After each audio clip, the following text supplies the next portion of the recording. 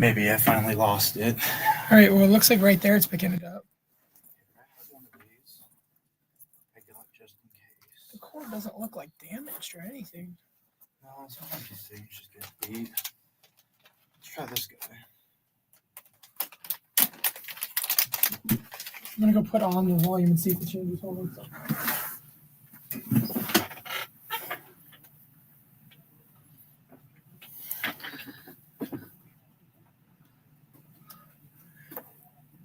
It's so weird. Our talking's going over the stream right now.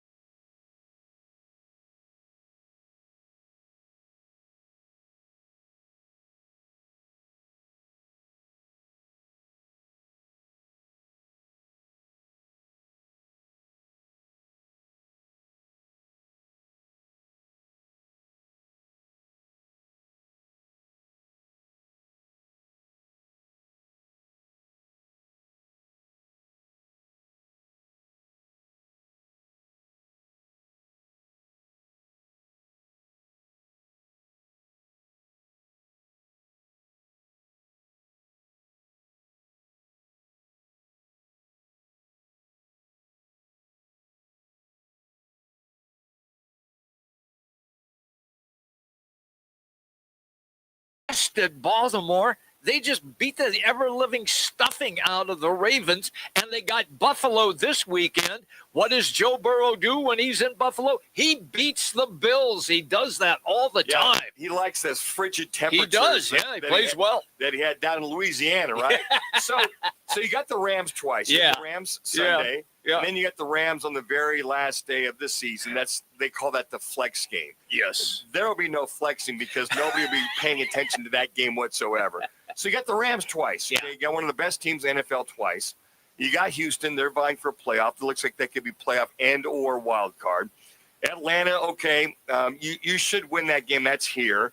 And then Cincinnati. So out of the 5, maybe you win 2. Maybe. So you end up 5 and 12 on the year. Disaster. That's for a team that is supposed to be going in the other direction. Your third year for a coaching staff and a general manager. You're going the wrong way. It's kind of like, it's like planes, trains, and automobiles, right? The guy in the other car. He is, yes. You're going the wrong way. That's what we're seeing. And the other thing it's very, very interesting, and they kind of alluded this last night. They were talking about Mike Vrabel taking over the reins for the Patriots, right? Right. First year guy, currently in first place. Are they not? They are. They are. Okay, so then you kind of go through Jacksonville.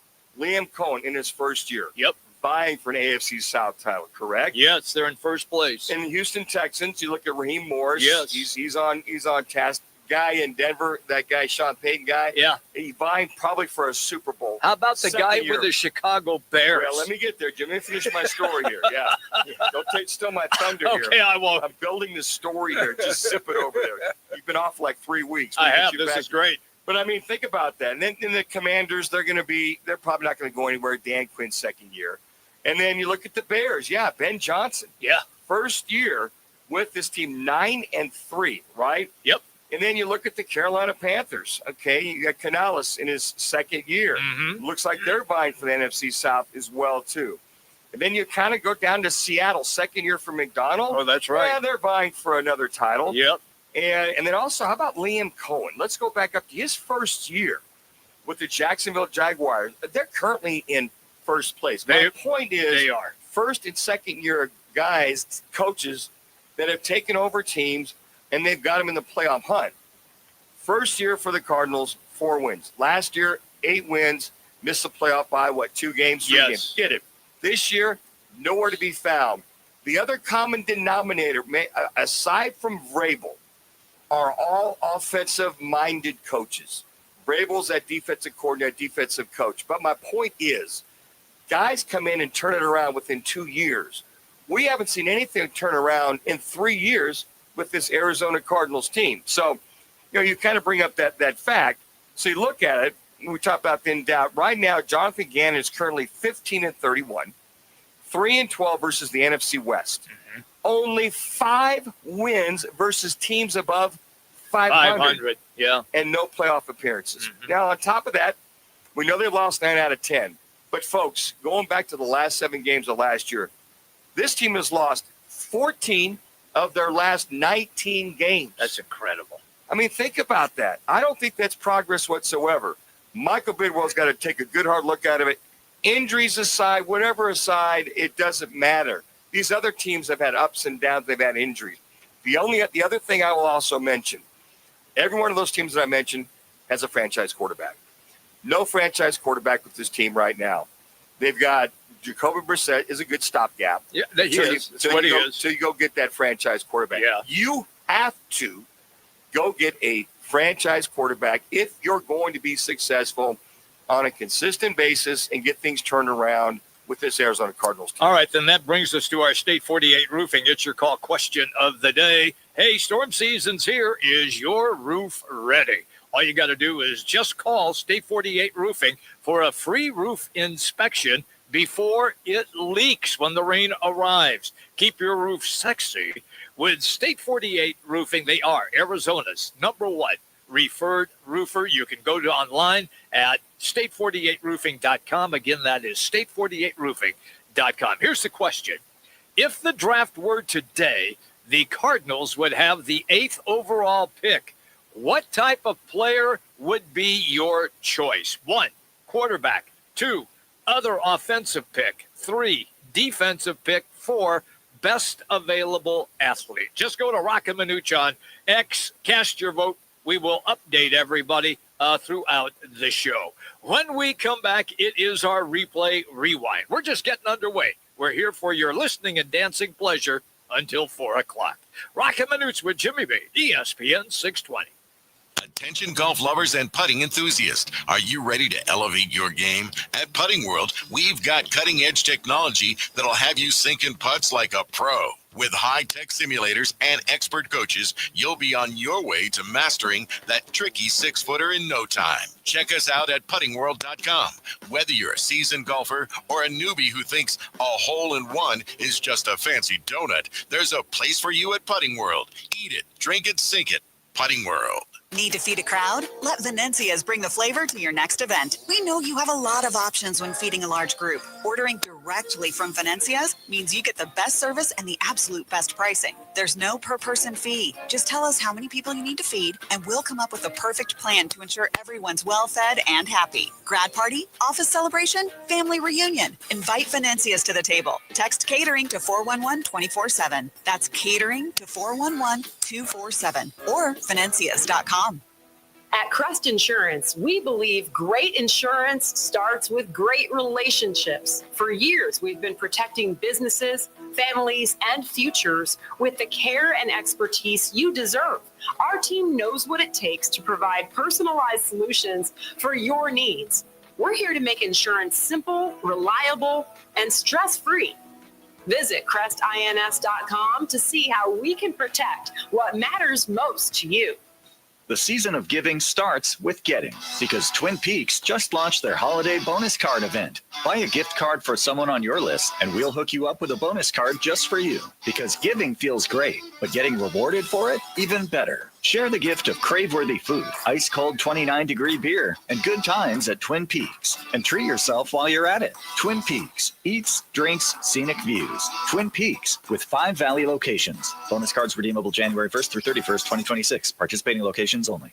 Chronic absenteeism is on the rise. Sophia A. absent. Julio M. absent. These absences are often due to the absence of crucial needs like food, transportation, and health care. Olivia H. absent. Preston L. absent. But site coordinators from communities and schools connect kids to the resources they need so they show up prepared and ready to learn. Jacob O. present. Visit communitiesandschools.org. Being present matters. You buckle them in, but are they really protected? In Arizona, child passenger safety starts with the right car seat. Double check that your child is in the proper seat based on their age and size, and that it's correctly installed. The wrong fit or a loose seat can put your child at serious risk. Need help installing your car seat? Certified technicians can help for free. Learn more at gohs.az.gov. This message is sponsored by the Governor's Office of Highway Safety.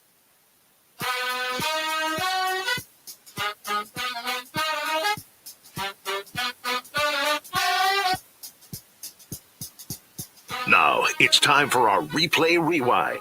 The top sounds of the night and whatever Roc decides to add. Let's get to it in replay rewind with Roc and Manuch with Jimmy B on ESPN 620 and on FM at 98.7 HD-2. How about Booker for the answer? He hits on the left wing. Devin Booker hits from downtown, and he goes over 17,000 points for his career. The Suns' all-time leading bucket getter reaches a new plateau in the home of the top 2 scorers of all time here in L.A. Thank you to Arizona Sports for that highlight. It was Devin Booker, who, by the way, was short-lived because he had to leave the game of a groin injury. Don't forget, today's replay rewind is presented by Lerner and Rowe. Interact need a check. Just make one call. That's 602-977-1900. Always at lernerandrowe.com. And you can get your help from them. They also give you a free consultation. Once again, one call, that's all. 602-977-1900. All right, we've got more Suns highlights for you right now. There's this guy named Royce O'Neal. he's playing some pretty good basketball. Under a minute to go in the first half. Suns by 9. Here's O'Neal, a deep three. He got it. Several steps beyond the arc. Royce O'Neal cans it, and the Suns go up a dozen, 64-52 with 45 seconds left. On a night that they lose Devin Booker, we're just getting an update to a groin strain. You know, the one thing about Royce O'Neal, he may not lead you in points, but he's always rebounding, had 11 assists last night. Mm-hmm. He's one of the leading assisters for this Suns team. What is that again? Yeah, assistinators. Assistinator. Yeah, I got he's assistinator, but he's always active. Yeah. Your Royce O'Neal is always around the ball, gets him up and down. I mean, as far as he gets up and down the court, that's impressive to watch him the way he does. But he's just very, very active. And then, you know, he'll mix in his fair share of threes periodically. Yeah, he will. But Yep. he's always around the rim in order to get that either offensive rebound or dole out the latest assist. Colin Gillespie last night had a terrific game, scored a career-high 28 points. Swings right corner, Bouye fakes the three, drives past Reeves into the paint. Now it's Gillespie open for three left corner. Got another one. That's number 8 tonight on 12 tries. A new career high, 26 points for Colin Gillespie, 116-91. Suns blitzing the Lakers. He tried a couple more to try to tie that record from Grayson Allen. He did. He ended up 8 for 14. But as I said earlier, he hit that from the crypto logo. That had to be 35 feet out, give or take. But, I mean, he would set up, and the one thing you watch about his set three-point shot, if you want to call it a jump shot, call it more of a set shot, is that he just makes sure he has his feet underneath him. That's key. And then he is just really calm as far as shooting the ball. Mm-hmm. But there was threes draining all over last night, and the thing you liked about the Suns, they're on average for three-point shooting was about 32, 33%. Last night, 45%. Right. They were raining threes, and Devin Booker was, I'll be damned, looking to get at least 1 3. He was 1 for 2. He came out for a shot, drained it because of the woes he's been having with his three-point shooting. All right, and so Book obviously did not play a lot of minutes last night due to the groin strain. Here's Colin Gillespie after the game saying, hey, look, we had to pick up the slack. Obviously, when Book goes down, we need guys to be aggressive. Dylan was carrying us in the first half, just aggressiveness-wise, looking to create his own shot, and he got going. So we were finding him in the second half and just trying to find those opportunities, obviously without Book out there, just being more aggressive, looking for shots and opportunities to score. Look, all I can tell you is right now, the way this team is playing, I'm very happy for the Suns, Manuch. I think a lot of us were like, okay, let's just wait and see. But we have waited, and we are seeing right now what this team is made of. And the makeup of this team is so much different than what we saw the last couple of years. Well, yeah, not even close. Yeah, I think energy, I think as far as the ball movement, as far as sharing the ball, the selflessness by a lot of these teammates. I mean, they truly are teammates when you really look at it. And the one thing that you notice is just the constant energy. And, you know, they cleaned up their steals. They only had 11. They cleaned up their turnovers. Yeah. They only had 11 where they had 17 the couple nights prior to that. So I think they're really focusing on a lot of that, and they're doing it without Jalen Green. And it's interesting because Grayson Allen's been out, Jalen, periodically. Jalen Green's been out for a while. He'll be out till probably, mid-January? I would think so. And then now Devin Booker is out, hopefully for no more than a week or 2 weeks, depending on the groin strain. But I think that they know how to pick each other up. And the constants, Dylan Brooks and Colin Gillespie. They are really both the individuals that really get this team on track, get this team going. And if there's any downtrodden way, you'll see Brooks and Gillespie get these guys up and going. Okay, speaking of Dylan Brooks, he was the interview on the NBC postgame show, and here's what he said. Oh, when I see him go to the back, I'm like, shoot, I got more shots in me now. I said that about college. Drew player. So I didn't even show the whole bag tonight, but I'll just get into my squads, get to what I work on, exploiting mismatches, and get into my mid-range. I really wanted to show my little hezzy pull, that T-Mac pull-up, but I couldn't get to it tonight. He's really good inside the paint. And when we watched him at Oregon, we knew this kid was really good, but we haven't seen him in a couple years down in Houston. But, I watch him more and more. I'm like, wow. I mean, he's got an arsenal, an array of shots. He's got game. I mean, I think what is maybe more of I would say detriment, but he's known more for the aggressiveness, the villainous, you like to call Dylan the villain. Yeah, but I think we don't give him enough credit how offensively good he is, and he's proven it to us Suns fans and a lot of fans around the NBA that now he's really getting a lot of exposure with Devin Booker and this team to really see how adept he is around the rim. Okay, so we move now to the NFL Monday night game last night. It was all New England Patriots. They just dominated in that game against the Giants. And things got going early with a 94-yard punt return. Thank you to ESPN. Week 13, Gillen hits it. And the return by Marcus Jones. He can fly. Still going. Still going. No flags. Touchdown, Patriots. I'm telling you, they just put it on the Giants last night. Manuch, I thought that Jackson Dart might have been dead on the sideline after that hit by Ellis. Let me give some advice to these young quarterbacks. Okay. Get your butt out of bounds, get down, slide, live for another day. Live for another day because he was still in bounds when Ellis hit him. Ellis hit him, took him up because Ellis, he's the deal. He is. You talk about the gyroscope on that defense. Yeah. That kid gets that defense going. Here's New England head coach after the game, Mike Vrabel, on that big play. I think guys certainly did. I think our fans did. I think our team did. And again, that's, it's a weekly reminder to the quarterback, our quarterback. We show them every week. Like, I wouldn't get too cute over there by the sidelines. It happens every week. And so Christian's playing, through the whistle, and as long as the player's in bounds, he's going to try to hit them legally. And then on the kickoff, we take a lot of pride in covering kicks. It was a matchup. They were top 5, and we were, they were number 5, and we were number 6 in kickoff, and I expect us to be in the top 5. And, that's what I try to tell our kickoff coverage team. So it was good to see that, the impact that it can make, and, turning the ball over as well. Hey, JD, Jackson Dart, get out of bounds, bro. Live for another down because guys like Christian Ellis will knock you into Tomorrowland. He literally was still in bounds. He was. But was in bounds. So they have every right to knock you into the third row. Yep. Once you take off with the ball, you're open. It is game on for linebackers and defensive backs. Hey, coming up, we're going to catch up with former U of A tight end. Now, of course, on the radio, it is the pre- and post-game show host, Glenn Howell, who is going to join us. We'll talk to him about the big win, Territorial Cup, and also what bowl game he thinks that the U of A may be headed to. But right now, let's get you an ESPN 620 Sports Center update.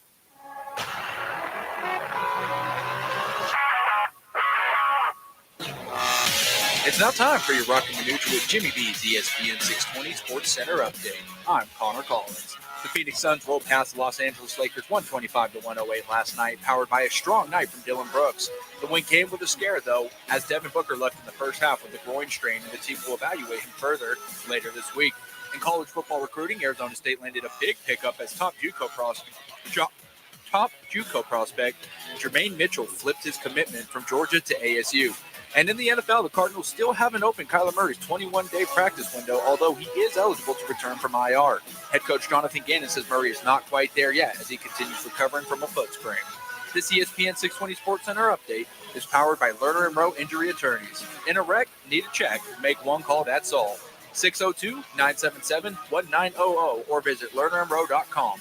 Awarded best attorneys in Arizona year after year, Lerner & Rowe. Arizona's headquarters for Toyotas is Wright Toyota. Hey, Rock, for my friends at Wright Toyota in Scottsdale.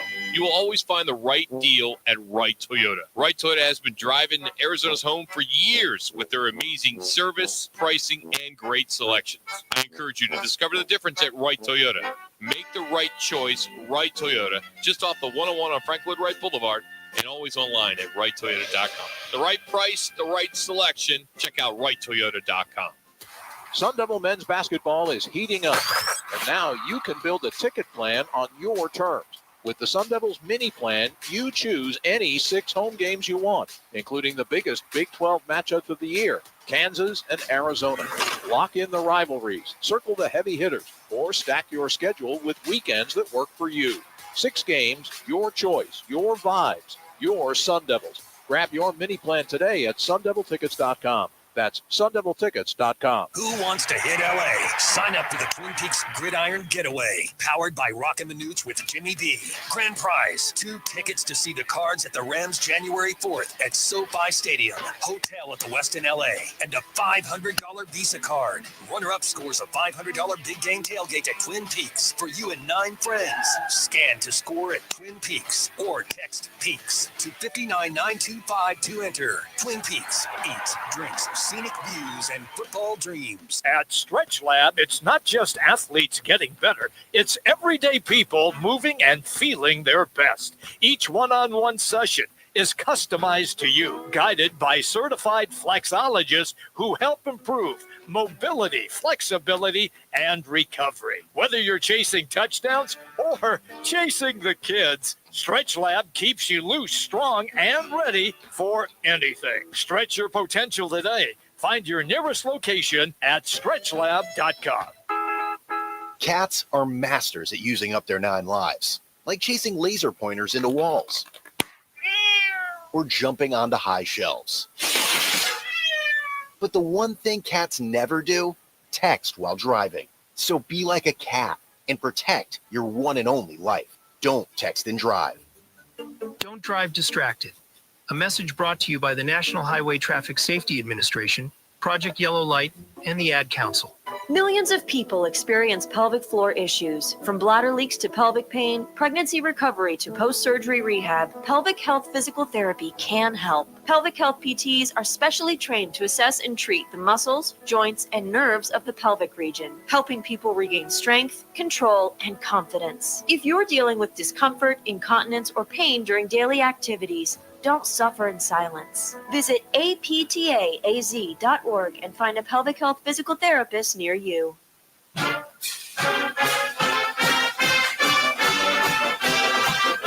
Bottom of the street, that's where I go. Caught! Touchdown, Barmore! Thank you to U of A for that highlight. Noah Fafita with a touchdown pass as we get into U of A football, and they are balling. And we welcome in the guy who talks about them a lot. We always enjoy it when he comes on our show. Former U of A tight end. He hosts the pre- and post-game shows on the U of A network. Glenn Powell is our guest. You can find him on X. Glenn Howell. What did I say? Howell. Oh, sorry. Glenn P. Howell. P. Howell. There you go. There we go. Well, it came out Powell. It's Yeah. the same. You can find him on X at Glenn P. Howell. He's been off for about 3 weeks, Glenn. You got to give him a little grace. Yeah, He's help me out, He's pal. just getting lathered back up here a little bit. Yeah, but we just beat ASU, man. So Yeah, you did, pal. You Give me did. some respect, No. man. No, kidding. the respect is there. Not only did you beat him, you put the hammer down. Yeah, it was a really physical domination of that team that we did this weekend, man, on Friday night. I was so proud of our Arizona Wildcats playing Wildcat football like we used to, very physical up front, just making just physical plays, and just did a great job of just the game plan was just unbelievable what Danny Gonzalez had and what Seth Day had for the offensive side of the ball, and I think it was a total domination of the game. You know, they were talking a lot about the Desert Swarm with that defense, Glenn, to tell you the truth. And I thought they did a very good job. They went back. They named, the Brewskis of the world, the outstanding tight ends of Glenn P. Howell back in the day, all that kind of stuff. But, I mean, it was really very reminiscent the way they attacked, the way they shut ASU's offense down. Well, you know what? I didn't think it was more – I thought it was like more of like the Ricky Hundley, Byron Evans era of how we shut that down, Desert Swarm was really good. I thought they were good, but the our guys, with the way they were rallying to the ball as they did when, Ricky and Lamont and Byron Evans and Chuck Cecil and that, we didn't have a name, but we had a great defense. We were number one in the conference back then, and on the defensive side of the ball.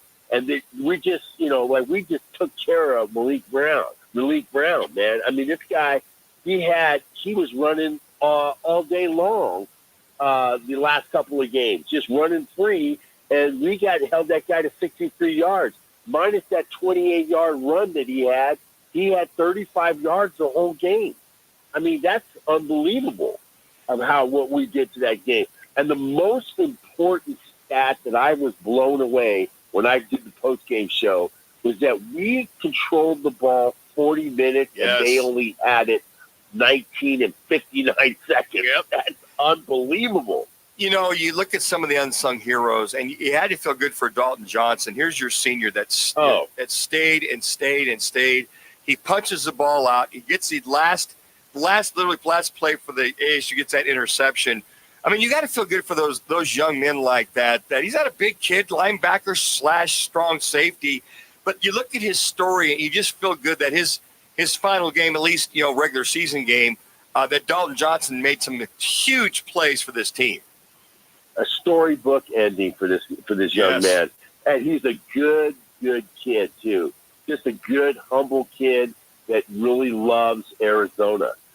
This is a kid that he'll be back here 40 years from now, and people will still love him.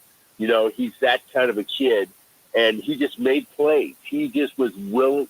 He had the will to make plays, and just a leader on that defense. And that defense, man, the changes that Danny Gonzalez, I'm on the sideline, and I'm listening to Danny Gonzalez. He's standing right in front of me, and he's barking stuff up to the top.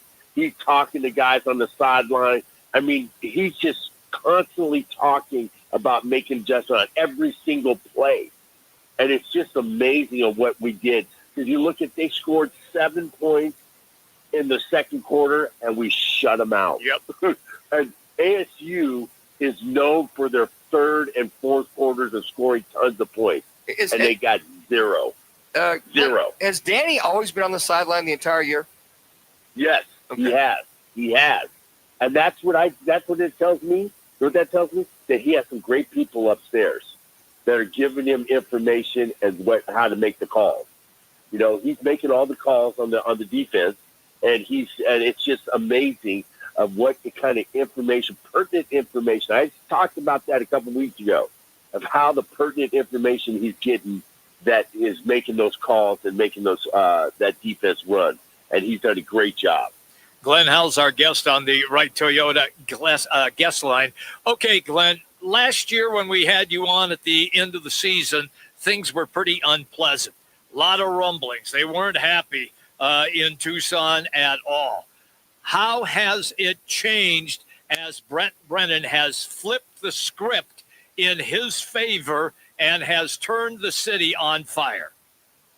Well, what Brent, I think, did, he made one of the biggest difficult decisions that he's ever made, I think, is when he changed the offensive coordinator and changed the defensive coordinator. Two legendary people that were at Arizona, Dino Babers and Dwayne Aquina. Legendary guys. And he had to make that. That was a tough decision. Then he made the decision to bring in Danny and put him in as the defensive coordinator, and then Seth Daggy coming in as our offensive coordinator. Those guys sold their program. They sold it to the guys that this is what we're going to do, and every single kid bought in, and Brent Brennan was the top of that ladder, telling those guys, this is what we're going to do, this is how we're going to do it, and if you don't want to be here, don't be here. But if you want to be here, we can win. And he did just that. Glenn, I think the biggest thing that I've noticed with this offense that Daggy did is he balanced out the offense. It was leaning too much like those proverbial teeter-totters. You had your passing game almost had this teeter-totter out on the ground to the left. Seems like with this running game, he convinced these recruits, he convinced your running backs that he was going to balance it out. Now you're balanced. so that teeter-totter's not leaning one way or the other. But if it does, it seems as though the running game really was the one that set the tone versus the passing game the last couple of years. Yeah, and I'll tell you what, Seth got better as each game came on. He got better and better and better. And that's what you want your kids to do. And our coordinators did the same thing. They got better and better and better. And he used all those back. I got to give kudos to that running back room. Man, those guys, they love playing for Arizona. They love playing as a team because each one of those backs, Maldi, Lascano, Craig, all those guys could have been the number one back and got 20 carries, 25 carries. They were getting 12, 10, 6, 4, and they were all happy. We were all happy because we were winning. And that's what I think is really good is of coaches being able to sell that message to them that we're a team, we play all together, and we all win. You gotta feel pretty good about Trey Spivey out of Hamilton High School, former Wildcat in Manhattan. How about Gio Richardson of Basha, Mason Bray backing up out of Saguaro High School? A lot of the Phoenix kids coming back and getting a little revenge on the Sun Devils this last weekend. Yeah, absolutely. We own Arizona, man. We're gonna own Arizona, the state of Arizona. We want to be able to own that. That's our initiative as owning the recruiting in the state of Arizona. Winning this game in a convincingly way we did, I think it's going to help us in recruiting of getting those guys in the Phoenix area and in Tucson. If we have those guys in Tucson, we're going to get those guys to come to Arizona. Glenn, what are you hearing as far as bowl game? We're seeing potential Holiday Bowl or the Poinsettia Bowl, whatever those two bowls are over there in San Diego. I would love to get the Holiday Bowl. Yeah. The Holiday Bowl would be great. I can meet you at the Dell for a cocktail. We'll be there. Love to. Anytime you're buying, Glenn, we're there. We're there, pal. Yeah, we're there. We're there. I would love to go to the Holiday Bowl, but I've also seen the Las Vegas Bowl. Sure. I think we should get the Holiday Bowl. Yes. I mean, that we played very well there. I would love to be able to, have a bowl that we can play Old Jed up there in Washington. That would be lovely. Ooh, wow. That would be lovely. But I don't think we're going to get that because we don't have any ties in the Big Ten. And we do the Holiday Bowl guys could have the Big Ten in there, so we could get Nebraska or somebody, but I don't know if we get Washington. But that would be the ideal situation, man. All those guys playing against the former teammates, and it would be a big story. And I know that Brett Brennan has told the team and made it very clear, do not rest on your laurels. Let's continue to build and not go. Obviously, it's a great treat. We get that. But it seems like his message to that team and that program is, look, guys, we're not done yet. Okay, it's all well and good, but if we're going to continue to build this program, we can't go in there fat, dumb, and happy. Yeah, they want 10. They want 10. Mm-hmm. They want number 10. And that's what they said after the game. They said they want to get number 10. They're not satisfied. They weren't satisfied with 6. They weren't satisfied with 7. And they kept on saying, we want the next one. That's what they did. These guys have gotten better and better all through the season. And you think of that, those 2 losses could have crushed this team. BYU and Houston, right like that. That could have crushed that. Those teams could have just put it in. Said we're not winners. They were pissed off. They didn't like the taste in the mouth, and they wanted to get a different taste of the victory. And that's what they did. They just ran the table. Well, we're not done having conversation with you because you got another game to play. So we will always look forward to having you on the show, Glenn. Well, bear down, guys. And you know what? I was the happiest guy in the state, I think, because beating the Scummies was just unbelievable. and I just really it was just such a great thing, especially when that crowd was so big. Mm-hmm. It was sold out.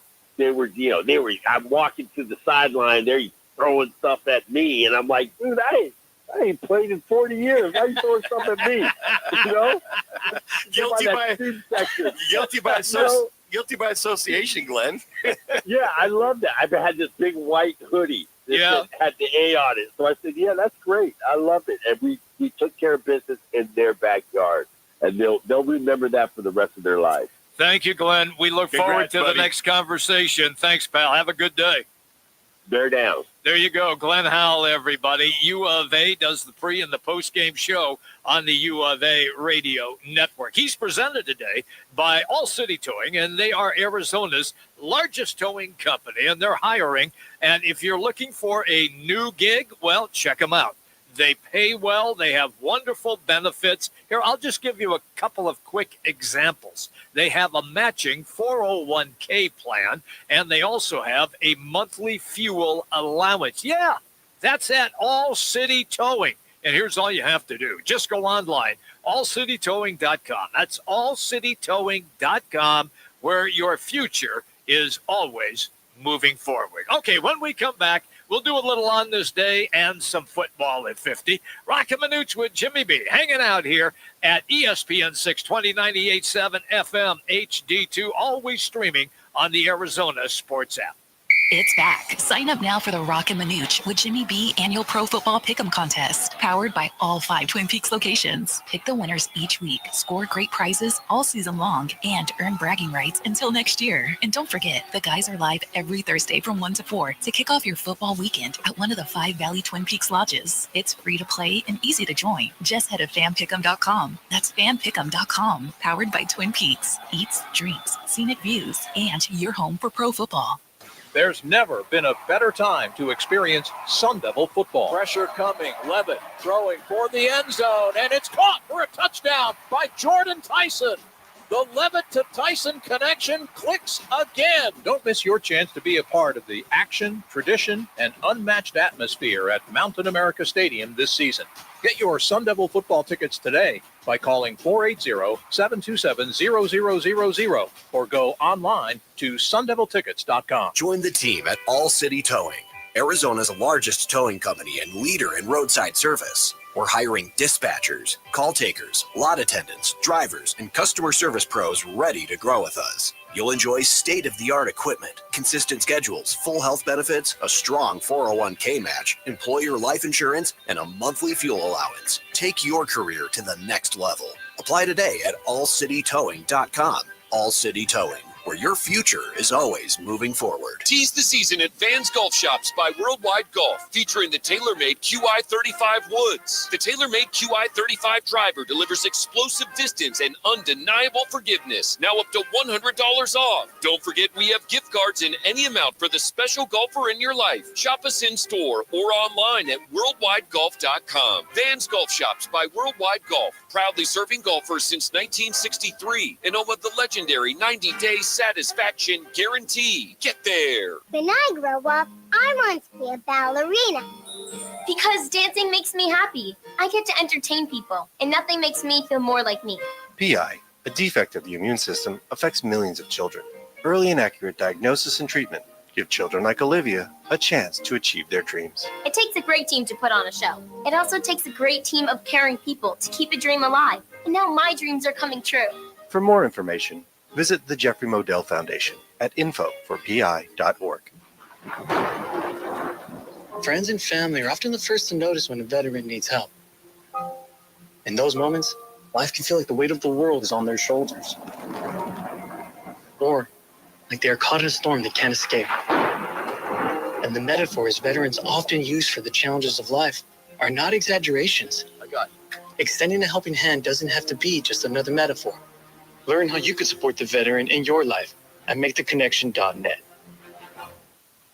Roc and Manuch with Jimmy B want to take you back. A quick reflection on some of the more memorable moments in sports and pop culture. Now, time for your Right Toyota on this day report. Right Toyota, right on the corner, right on the price. Right Toyota in Scottsdale.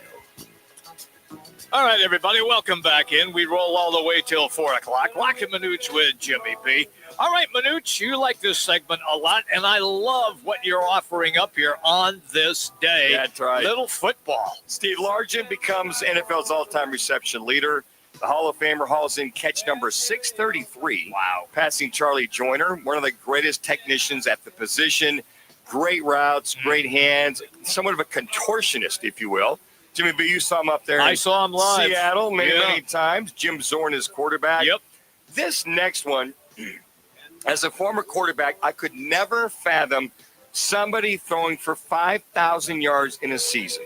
That's right. On this day in 1984, Dan Marino became the first quarterback in NFL history to eclipse 5,000 passing yards in a single season. Yeah. I couldn't do that in my lifetime. Are you kidding me? He really started to change the position, the way it looked, throwing the ball to Super Duper brothers and Clayton and Duper, and that entire scenario. You all had the tight ends, Jimmy Cephalo at receiver. Yep. Duper, Clayton. I mean, you name it. Guys coming out of the backfield. Just phenomenal for anybody to throw for over 5,000 yards in one season. 1995, Eddie George wins the Heisman. Tennessee fans rejoice. Ohio State fans groan. George runs away with the college football's top honor. This one, a lot of Cardinal fans remember. I'm going to kind of take you back. Derek Anderson's post-game blow-up. Now, before we play the clip. Okay. On this day, he famously told Kent Summers, who's no longer with the Arizona Republic, great guy, by the way. Yep. And they were talking to him. They showed him on the sideline. I forget who the lineman was. They were losing the game. And he showed him kind of chuckling. Was it Deuce Latouille, our good buddy Deuce from MCC? See, Mesa High School, MCC, USC. On the sideline, kind of snickering a little bit. So this is what he had to say when Kent Summers questioned him about the laughing or smiling on the sideline.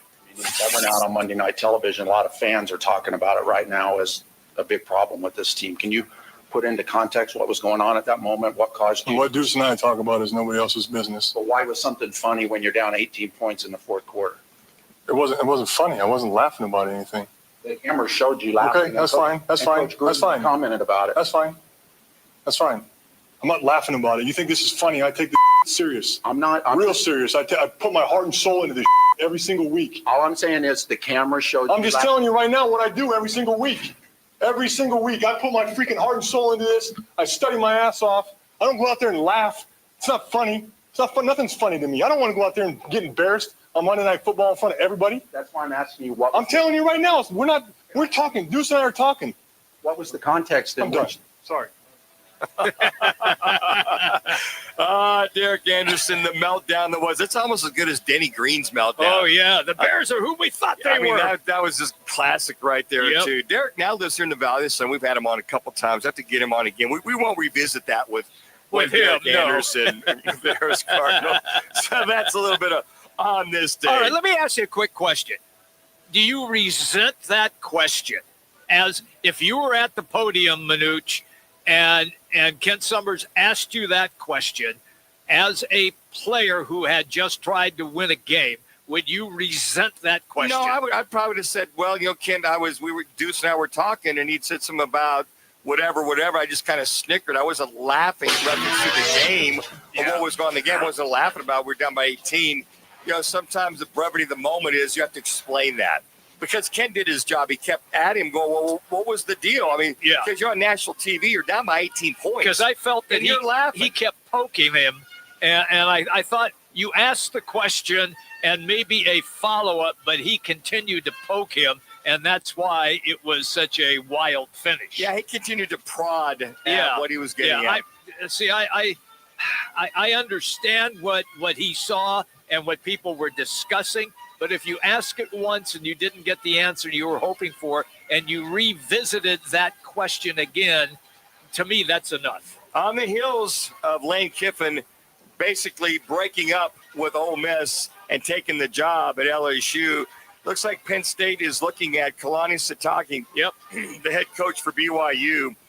Looks like they've met several times. Very strong mutual interest.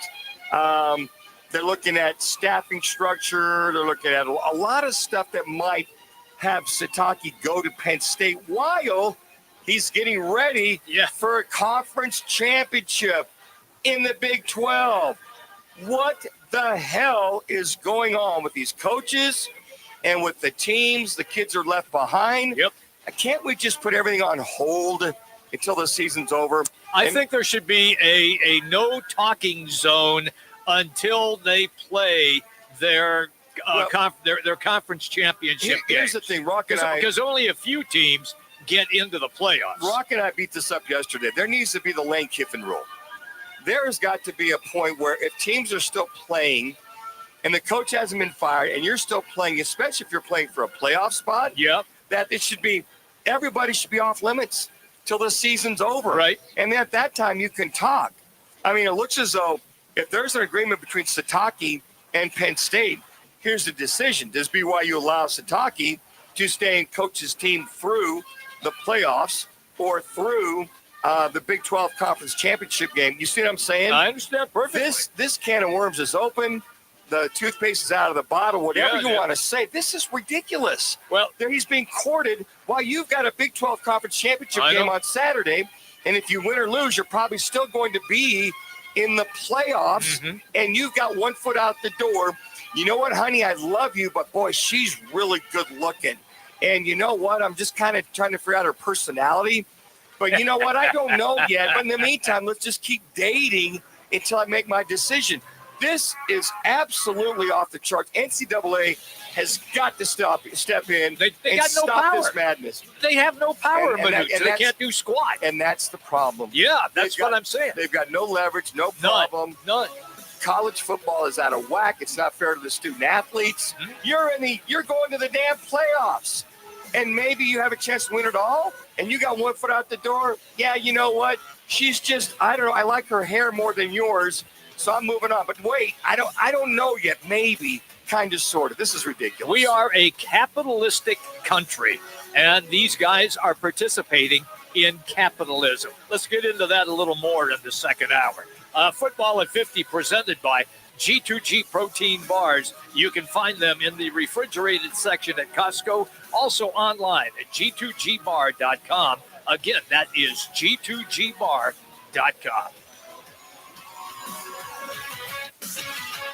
This message is brought to you by Navy Federal Credit Union. As a credit union dedicated to serving all veterans, active duty, and their families, we know that during the holiday season, every little bit counts. That's why for a limited time, you could earn a $250 cash bonus when you spend $2,500 on the Cash Rewards and Cash Rewards Plus cards in the first 90 days. Give joy, get joy. Join now at NavyFederal.org. Navy Federal Credit Union. Our members are the mission. Navy Federal is insured by NCUA. Visit NavyFederal.org/cash rewards for details. Cashback terms and conditions apply. Offer ends 1/1/26. This message comes from Viking, committed to exploring the world in comfort. Journey through the heart of Europe on an elegant Viking longship with thoughtful service, destination-focused dining, and cultural enrichment on board and on shore. With small ships that bring travelers closer to the destination, there's more time to explore. And every Viking voyage is all-inclusive, with no children and no casinos. Discover more at Viking.com. Hey everybody, Dan Bickley here with a great opportunity to invest in your number one asset, improve the aesthetics of your home, and lower your energy bills all at the same time. And that is because my friends at Advanced Window Products, they are staging their end of the year sale where you get $2,500 off any purchase of 10 or more windows. I took advantage of this offer and I cannot say enough good things about this company, my experience, and how beautiful my new windows look. Advanced Window Products is a window and door manufacturing company with 40 years of experience. They sell directly to the public. There are no middleman markups. They've got their own factory in the valley, which means they'll build your windows, they'll install your windows, then they'll guarantee them for life. Also, that warranty is transferable, and there are great financing options available, which means now is a great time to invest in your home. Call 480-764-2002, online at advancedwindows.com. I was in a wreck. I need a check. I was in a wreck. I need a check. I was in a wreck. I need a check. I'm Kevin Rowe from Lerner & Rowe, and we've been serving Arizonans for 20 years. Make the best choice after an accident. Call 977-1900. That's 977-1900. Lerner & Rowe is the way to go. Call 977-1900. 977-1900. Mondays belong to Roc and Manuch with Jimmy B. Live from Biggs America Bar and Grill in Peoria. The guys broadcast every Monday from 1 till 4, right in P83, across from the Peoria Sports Complex at 83rd Avenue in Bell. Then stick around as they host that night's football game. Food, drinks, prizes, and a shot at cash. That's right. Each week, 20 fans get a chance to roll the dough for $10,000. $10,000 Mondays. Biggs Roc and Manuch with Jimmy B. Be there. KTAR AM Phoenix, Arizona's home for the worldwide leader in sports, is ESPN 620. And now, an on-air sports marketing presentation.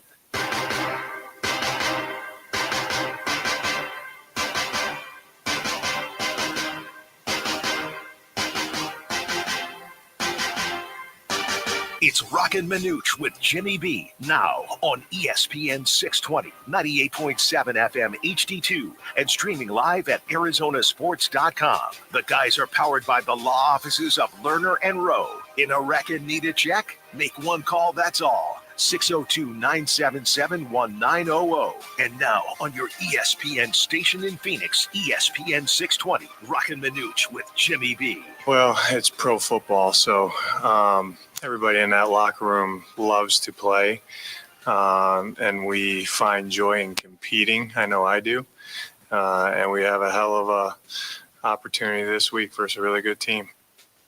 That is the head football coach of the Cardinals, Jonathan Gannon. Motivation.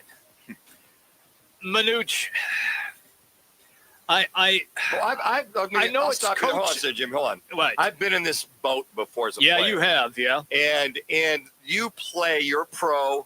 You're expected to prepare as if you're going to the playoffs or not. By the way, yep. Craig Fooey, the fine sports director over at Channel 5. I know him. It was Channel 15. Excuse me. Yeah. Talked about this yesterday. That blew me and Rock away.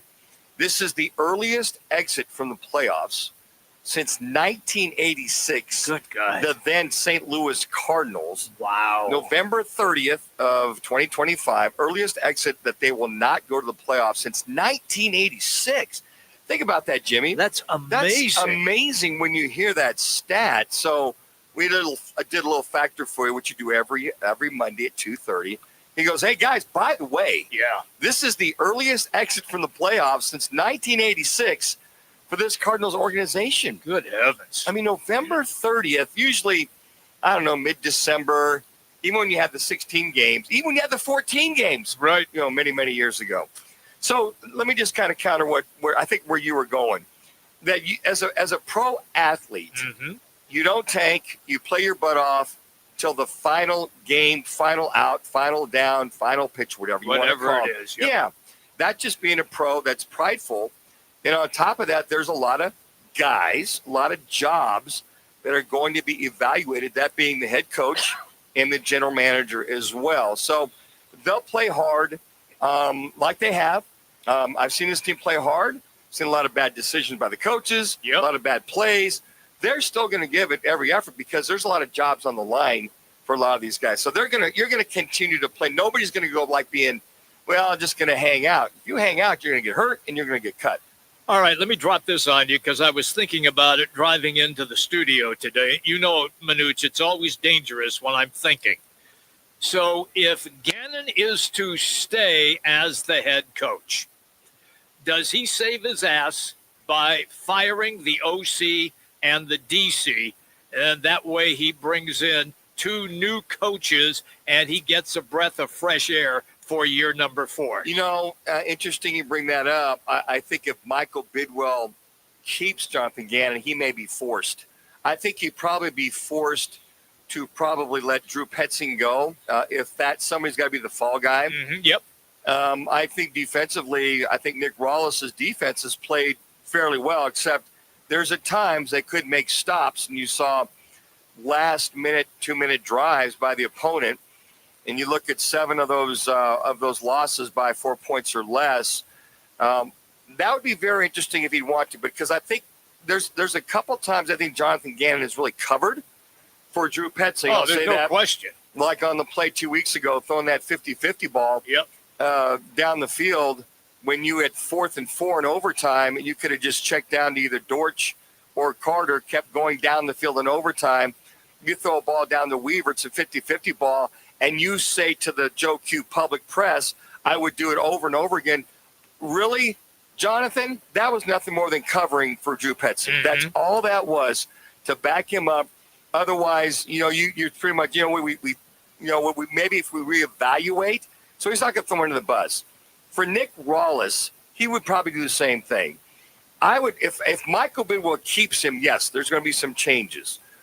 If you're going to keep him, you've got to go get some players. You've got to go spend some money, Michael Bidwell. And with Giamatti Austin for it, you better go get some linemen. You better go get another receiver. And on top of that, you better get the best top-notch quarterback available in the draft. There's so many holes to fill. And people go, well, Manuch, they've only lost by 4 points in 7 of those games. They've lost. Yeah, you lost. They have lost. Did you not see the latest when we were talking about all the things that this team has been going through, all the things that this team is, they've lost 9 out of 10. Jonathan Gannon's record is 15-31. He's 3-12 versus the NFC West. That's awful. They're going up. He's going down. Yeah. Here's the tall tale sign if you're really growing as a program. Only 5 wins versus teams above 500 and have no playoff appearances. I don't know. It would be as an owner, I'd seen enough. I've seen enough of this. It's over. It's Groundhog Day over and over again, right? Right now it is. That's why I asked you that question, because in your estimation, if Gannon stayed, would that satisfy the fan base in your estimation if those 2 coaches were gone? Well, I just, it would have to be, the fan base is seen enough. They have. Now, they want everybody gone. Yeah. Exactly. They want everybody gone. But, I mean, after the 3rd year, when you see that kind of record and these kind of losses and the kind of mental gaffes by the coaching staff and the players, they're like, guys, what are we doing here? I mean, I sat there the other day, and here you got 3rd down and 1 on your own 39-yard line. Okay. You're taking a shot down the field, I believe it was to Wilson, into double coverage. Right, again. You're on your own 39. Yeah. It's 3rd and 1. Get the damn first down. First down. Okay. Yeah. 4th and 1 on your own 39. 10 minutes and 36 seconds left in the game, correct? Mm-hmm. Why not punt? Your defense is really hammering Tampa Bay. Are they not? They were. They're holding them. Put the ball away. If they're going to get any points out of it, make them go the length of the field. But you're doing a damn good job on Baker Mayfield and shutting them down. So you go over unbalanced line left. You run it. Everybody and their mother knows, but you've got Carter going to the left. As a matter of fact, it was Tampa Bay waiting there, going exactly. Todd Bowles admitted, he said, look, we know that play. They know the play. Yeah. They went there. 4th and 1. So you get stopped. You give the ball away. Did I mention on your own 39-yard line? What was that again? Yeah, their own 39-yard line. And they're up by 7. Tampa Bay's up by 7. Yep. So whether they get a first down or not, you're in field goal range. Yes. They kick a 52-yard field goal, you're up by 10.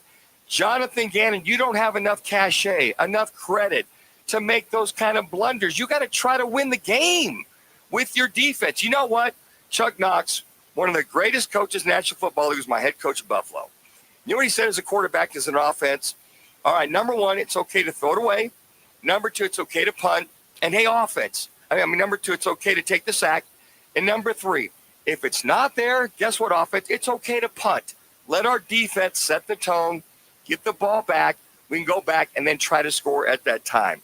See, I see these kind of mistakes by this coaching staff and by Jonathan Gannon. I'm going, wait a second, what are you doing?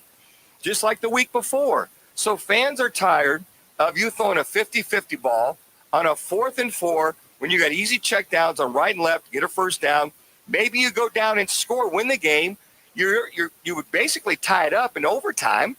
And then you see this on Sunday. And as I saw this, him going for it on 4th and 1, I'm going, you got to be kidding me. And I knew, by the way they lined up, I knew Tampa Bay would stop them. They did. And as soon as I said, you know what, that might be the game. Because they've got 3 for sure.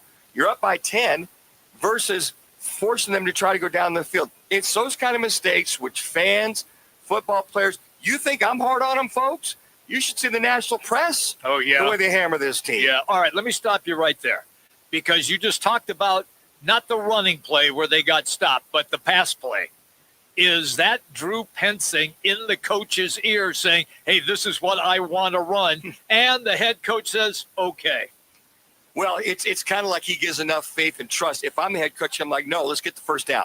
Okay. I'd say, Drew, no, let's focus on the first down. Because if you've made your mind up, it's a two-down territory. It's a two-down territory thing. So if you get it, great. But at that point, if you get stuffed on 3rd and 1, you got to punt it away. You're taking a shot. And on 3rd and 1, your play action passing, you have no running game. By the way, they did get 95 yards. I'll give them credit for that. And you're thrown into double coverage again. And I'm like, what is Drew Pensing seeing and we're not? Again, you're on your own 39. Why are you taking a shot down the field? Because if that gets intercepted, Jimmy, they get the ball on midfield. Yeah. And then they've got great field position on top of that. Right. Let me add that on top of that. So, again, it's get the first down. You know, they try to be aggressive. They don't have aggressiveness to give. They got no jam with that peanut butter. I'm telling you right now. So these are the things that drive fans, drive ex-players like me nuts. It's like, get the first down. Okay, now, if you want to take a shot. But the one thing that Jacoby Brissett's done, he's forced some issues, some throws. That first interception to Wilson, it's like he was trying to get him involved in the game. Yeah. But he was covered. He threw that dig route in there. It was behind him, number 1. And then the other route, there was a couple other ones on 4th down and 2 at the end of the game. They knew another one where they knew that Michael Wilson was going to sit down. Linebacker jumped it. And sat there, knocked it away. Game, set, match. And I'm sure that they self-scout themselves. I'm sure they do. But when Todd Bowles admits it, that we knew that was coming, then you're not self-scouting enough, or you're not mixing it up enough, or you're not disguising enough. You can run the same play 10 different ways. It's just that the way they're running it, people are knowing it, and they're in lines. That is bad coaching. That's not adjusting to the adjustments that you're seeing. All right, 15 seconds. You still didn't answer my question. If he axes the OC and the DC, does he stay? No, I wouldn't say so. If I'm Michael Bidwell, okay, I've seen enough. I mean, the whole package, it's just not working. It's got to go. You know, I mentioned all the 1st and 2nd year coaches that have just came in the league that are all making it work in their 1st or 2nd year. Ben Johnson. Do they have that much better besides Caleb Williams? Do they have that much better of a roster than the Cardinals? No, not really. Do the Carolina Panthers have that much better of a roster? Unbelievable what Canellis has done. Does Jacksonville have that much better of a roster? Same with Cohen. Okay, so you just kind of sit there and go, I mean, look at Aaron Glenn. Even the Jets have got 4 wins. Yeah. So I'm not seeing it. So I got to imagine that this is I think it's just going to be a matter of time, because if you don't win, at least you don't have a chance of winning the next 5 games at all. Maybe Atlanta. Maybe Cincinnati if they're out of it. Yeah, if they're out. But that's it. Okay. Hey, portion of the show presented by Biggs American Bar and Grill. We are live there every Monday at Biggs in Peoria, P83 District at 83rd Avenue and Bell Road. The show goes from 1 to 4, and then we hang out for Monday night football, and it is a good one. The Eagles at the San Diego Chargers. LA Chargers. Yeah, I'm sorry. God. I knew it'd get you sooner or later. I can't believe I did that. It's been so long. The San Diego Chargers. San Diego. You've been off for about 3 weeks. Chargers. Oh, man. A little rusty over there. Oh, golly. The WD-40. Yeah, really. The LA Chargers, man. And Manuch hangs out along with Connor, and you get a chance to roll for dough. $10,000 on the line if you have the correct jumbo dice setup. That's 10 grand. We are offering that up. We'll see you next Monday at Biggs American Bar and Grill. All right, when we come back, college football playoff poll. A new one is up tonight. We're going to pick our picks and see who we believe should be in the top 12. And we'll also set you up for the conference championship games as well. Roc and Manuch with Jimmy B, ESPN 620. Mondays belong to Roc and Manuch with Jimmy B.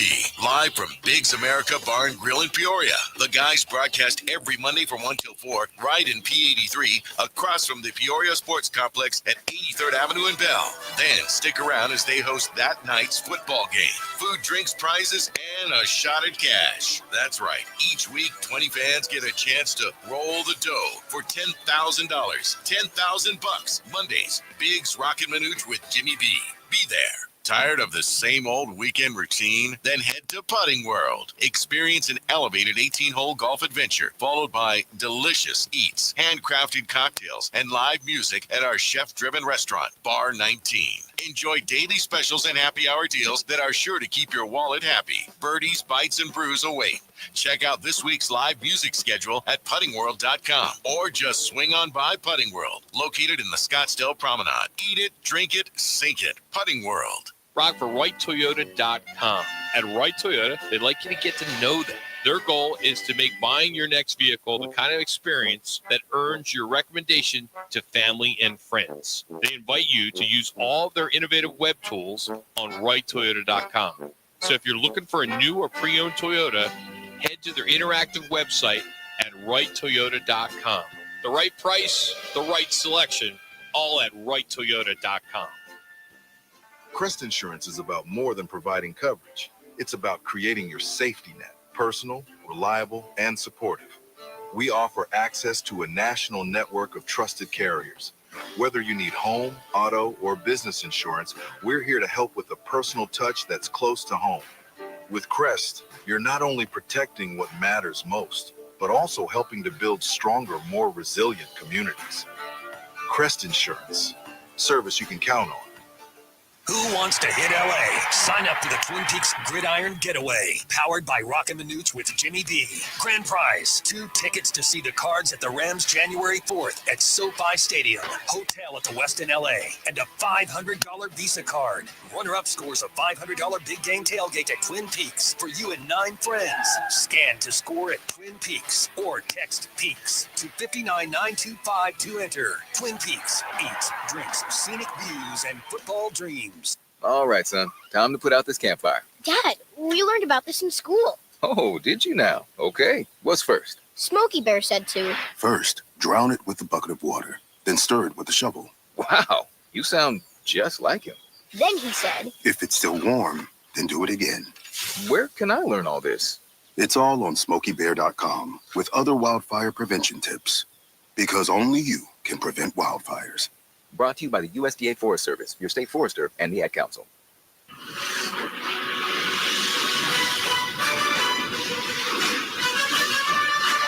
Let's get back to Roc and Manuch with Jimmy B now on ESPN 620.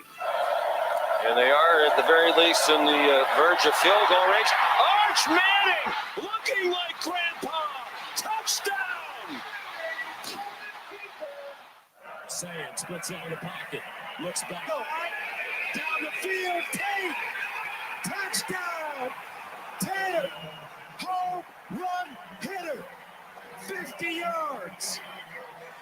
And he is taking control in this drive. Play action. Whole shot to the sideline. Oh, what a one-handed catch. Did he hold on? Malachi Tony. He did. What a catch by the freshman. Bottom of the screen. That's where I go.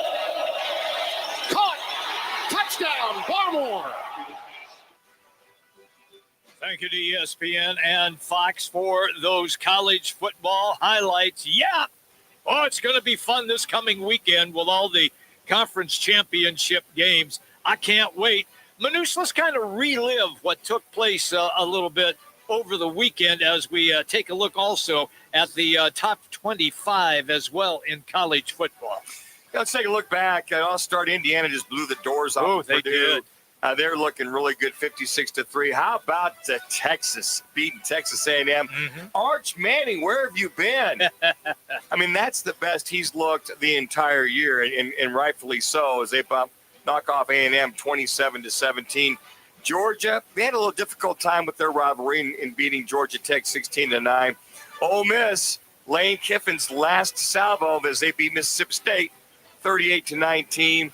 that game wasn't as close as it looked I whatsoever. agree with that, yeah. The Devils lose to Arizona, number 25, Arizona, 23-7. Ohio State, this was the game that we watched Saturday morning bright and early. Look, frigid temperatures, In windy. Michigan, yeah. I mean, you saw Sam throw that first pick. He went, uh-oh, not again, not in the big house. But they pretty much took control in that second quarter. They did. Got the 14 points, cruise control, shut out. No touchdowns by the Wolverines. Yes, that's how good that defense is at Ohio State. Texas Tech, no problem over West Virginia, 49-0. Now, the Oregon-Washington game was a good game until that fourth quarter. Fourth quarter, yeah. And you saw Oregon shut down Washington's offense.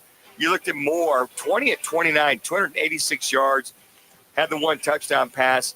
That young man improved his draft stock for sure at quarterback. Okay. Oklahoma had some trouble. You had Mateer had, 3 picks? He did. LSU gave him all they could handle. They come back and get the 7 points in the fourth quarter, win that one 17-13. Notre Dame, no problem there, 49-20. Did you see that fake punt that they had? That they ran? That was great. They snap it to the punter. He runs up. The tight end leaks. They give it to him, and he goes, 84 yards for the touchdown. It was a long run. long run. Bama beats Auburn 27-20. That was a damn good game. Yeah. The Iron Bowl. BYU, no problem over UCF. Miami, no problem over Pittsburgh. Vanderbilt, Pavia, making a run for this Heisman I love that trophy. kid. I love that kid. A little short in stature, but, man, does he make it happen. And what's happened to Tennessee? They smoked Tennessee, that being Vanderbilt, 45-24. And the other only top 25, a couple of them, Virginia beats Virginia Tech. How about Cal? How about that? Basically upsetting SMU, knocking them out of the ACC championship. That was pretty much it for the top 25. So there you go, looking back at last week's games that had some ramifications, Jimmy B. Oh, yeah, it did. In reference to a lot of the polls and a lot of the things that were going on in reference to getting ready for this week's championship games. I can't wait to see how the committee ranks teams coming up tonight. Look, the AP poll, it has Ohio State, Indiana, Georgia, Oregon, Texas Tech, Ole Miss, Texas A&M dropped from 3 down to 7. Do you feel that's a fair drop? Yes, I do. Okay. I think about that. All right.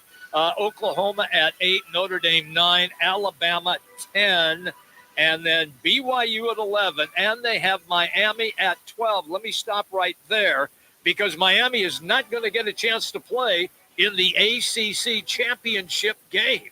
It's ridiculous. They are 10-2, and you're going to get a 7-5 Duke team playing against Virginia. It's all about what you do inside the conference. That is right. That's why conference games matter, and that's why the SEC is being forced to go to 9 conference games next year. That starts next year because they get their 8 conference games, and then they would play Bangor, Maine Tech. Yeah.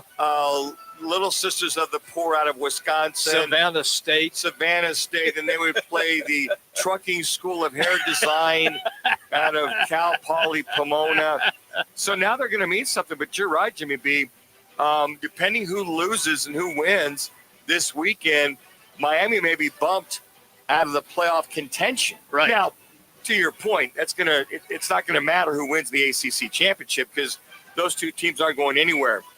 But when you lose, whoever wins that, how did Miami do against that particular team? So as you look at the poll, the AP, the one that it doesn't surprise me, you mentioned A&M moved down 4 from number 3 to 7.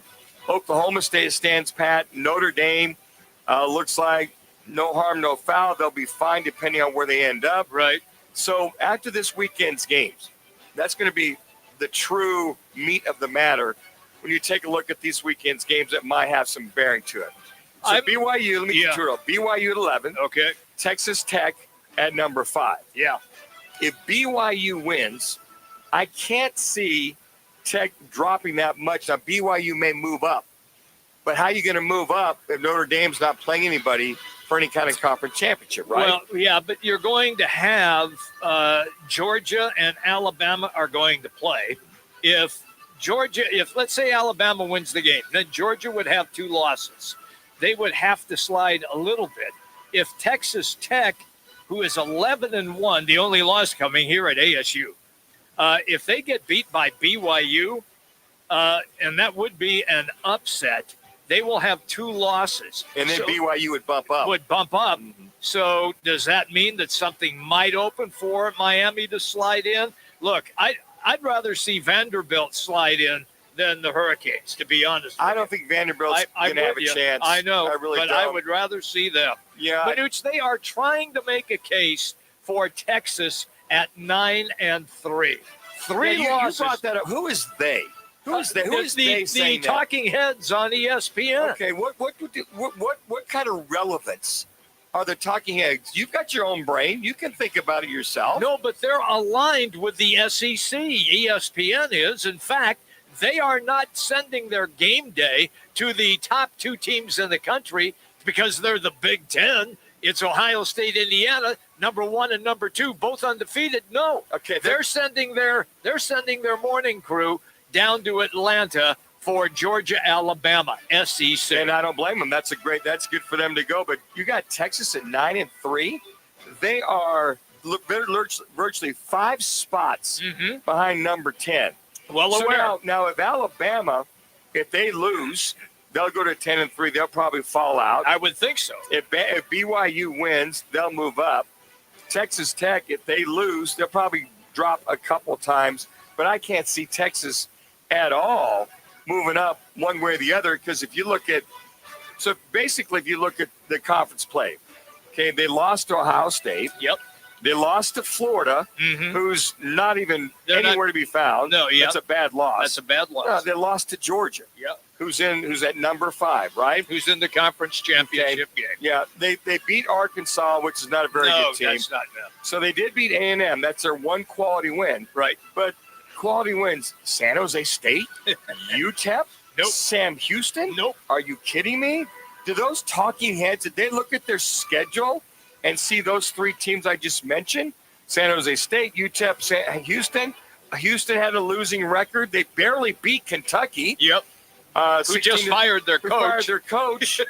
Mississippi State, they had to take them to overtime to win that. Yep. Vanderbilt beat them 34-31. I have no idea why anybody would even put that in the universe for something like that. And you brought that up today with Jimmy. Yeah. Think with your own brain. Look at their schedule. I disagree with they have no reason to be there. Not even close, Manuch. I'm just saying that the talking heads on ESPN are all clamoring that Texas should be. So those talking heads are talking about Texas moving up. Yeah. They've either been in the ganja pipe, and they're the chewables, the doobies, whatever. You think Paul Feinbaum's hitting the ganja pipe? Yeah, absolutely. Did you say Texas? When you look at their schedule, you look at their losses, and you barely beat Bangor, Maine Tech, and Little Sisters of the Poor, and you want to give them a quality. What is he smoke? I think this whole Lane Kiffin thing got to him. I really do. Paul Feinbaum, you got to be kidding me. I'm just Give saying. me a break, Paul Feinbaum. Just saying. Texas? I know. Yeah, they went into Ohio State, and they gave him a heck of a game. Yeah, first game of the year. Arch Manning finally had a hell of a game. So you want to bump them 5 spots into the playoffs? There you go. Playoffs? Are we talking about playoffs? Jimmy, don't ever bring stuff like that up again, ever. I can't believe I just referenced Mora. Playoffs? Honestly, Jimmy, I was going to play the sound drop. I think I'm just going to cut that, and next time we're going to use you over Mora, because that sounded perfect. We didn't play diddly poo. Playoffs? We're talking about playoffs? That's enough, Jimmy. We get it. Move on. Twin Peaks, everybody. You know, it's our gridiron getaway, and it's going to be a great time. You can hang with the Cards and the Rams in Los Angeles. We have hotel for you, travel cash. Plus, if a runner-up wins $500 Twin Peak big game party, all you got to do is just scan the QR code at any of the 5 Twin Peaks, or right now, just text Peaks to 59925. Again, that is Peaks to 59925. Standard data rates apply. Once again, it is our Twin Peaks Gridiron Getaway. When we come back, a lot of sad faces in Sun Devil land. We are going to talk to one of those sad faces. It is ASU sideline reporter Kevin Turner and he is coming up next. First, here's Connor with an ESPN 620 Sports Center update.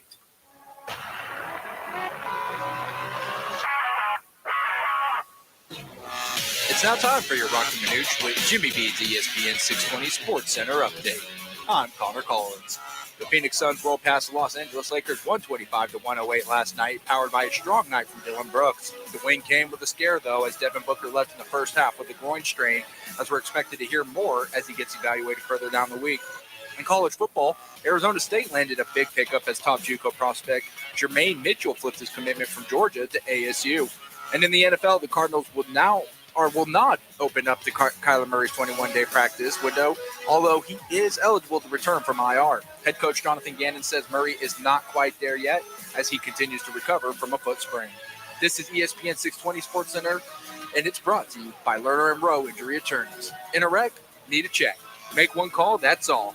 602-977-1900 or visit lernerandrowe.com. Awarded best attorneys in Arizona. Twin Peaks is the best in the game. Here, your favorite drafts are poured at a frosty 29 degrees, and rare barrel-aged whiskeys are served just the way you want them. It's bigger game days and bolder fight nights. I mean, where else can you find a scratch kitchen that always comes in clutch every day from lunch to late night? Only at Twin Peaks, the #1 sports bar. Twin Peaks Scratch Kitchen scores every time. Dig into hand-smashed burgers, chef-inspired flatbreads, and more at your local lodge. I was in a wreck. I need a check. I was in a wreck. I need a check. I was in a wreck. I need a check. I'm attorney Kevin Rowe. Being in an auto accident is traumatic. You need to call the best law firm that has the experience to get you the best results. Call 977-1900. That's 977-1900. On 977-1900. 977-1900. Join the team at All City Towing, Arizona's largest towing company and leader in roadside service. We're hiring dispatchers, call takers, lot attendants, drivers, and customer service pros ready to grow with us. You'll enjoy state-of-the-art equipment, consistent schedules, full health benefits, a strong 401k match, employer life insurance, and a monthly fuel allowance. Take your career to the next level. Apply today at allcitytowing.com. All City Towing, where your future is always moving forward. Are you looking for career opportunities with great benefits and job growth? How about the chance to make an impact? What we do here at the City of Phoenix matters. 14,000 employees and counting, all dedicated to making a difference in the communities where they live, work, and play. So come join us. Help us do work that makes Phoenix work. You can see all open positions and apply at phoenix.gov/jobs. This message is sponsored by the City of Phoenix. Now open in North Scottsdale, it's the Orangedale Lounge. ODs, right off Thompson Peak and Bell, next to Bash's. Your new favorite dive bar has arrived. Cold drafts, chill vibes, always affordable prices, and the OD Mug Club, a one-of-a-kind membership you won't find anywhere else. No frills, just great people, ice-cold drinks, and a bar that feels like it's always been there. Follow at OD Scottsdale and get the scoop at orangedalelounge.com. Orangedale Lounge. Dive in and drink up. Hi, I'm your kid's old jeans. I've been in the drawer for a while and really missed the playground. You should swing by Goodwill and drop me off. Donating me helps Goodwill's mission to provide career training and support services right here in the community. Plus, I can get back into the game. Donate today. Tag, you're it.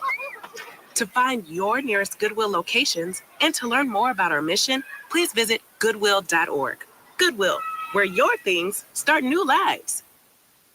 We're down at 4, and again, the Devils line up tight end Cameron Harpole in the backfield with Jeff Sims. They got two tight ends. Mateer's on the line to the left. Sims with a direct run. He's got the first down. He's off to the races, and Jeff Sims will take it in for an Arizona State touchdown. A 27-yard run by Sims on 3rd and 4, and the Sun Devils are first on the board in this 99th renewal of the Territorial Cup rivalry. Thank you to Arizona Sports for that Jeff Sims touchdown highlight. That was about the only highlight. Kevin Turner, former wideout for ASU, and he's also sequestered nicely and has been now for a number of seasons along the sideline. It's always fun when we get him on the show. Kevin, I'll just fire the first salvo over the bow then. How difficult was it to be on the sideline and watching after that touchdown run by Sims and how the rest of the game played out? Well, it took us, what did that take us? It was 8 possessions of essentially 3 and out before we got into the end zone. And it was a tough evening for us. Aside from that, what's going to stick out in your mind down on the sideline more so than anything, KT, with this game as it unfolded?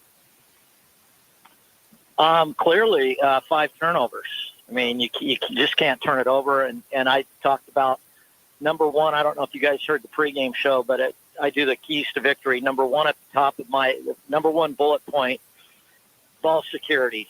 And that's where it starts and stops. And when you give the ball away to your opponent, especially in a rivalry game, it's like throwing gas on a fireplace. And you just can't have that. And we gave them an easy touchdown. We fumbled on the 6th, and we were penetrating deep inside the red zone. We fumbled again on the 13. Our receivers got to do a better job with 50-50 balls. I mean, and your defense can't be on the field for 95 plays. So that's what happens when you turn it over 5 times. You can turn a close game into a lopsided game pretty quickly. Is it a shame that Jeff Sims had just a bad game where he had played well in the games leading up to that Territorial Cup game? Yeah, you feel bad for the young man. I mean, he got his jersey put in the Hall of Fame after the Iowa game, and he was 3-0 coming into that game, and then sort of regressed to the mean and ends his career with accounting for 50 turnovers, which is you just got to feel for the young man. It was sort of his undoing at Georgia Tech, and then that's why he got benched early in his career when he transferred to Nebraska. Kevin, for what you could muster there on the sideline, when Jordan Tyson 2 catches, that last catch, did he restrain that coming back to the ball? It looked like it was a dig route or hook route. I couldn't really tell. It looked like he was trying to come back, make a move back to the ball. Is that where he restrained it? And yeah. So what? Go ahead. Yeah, I can answer that because I was right on top of it, and I've had the exact same injury. And one of the risks that you have with a hamstring injury is when you plant and you resist. So he was trying to dig in and turn back. So when he planted and he got pushed from behind, as that negative positive force right there is it.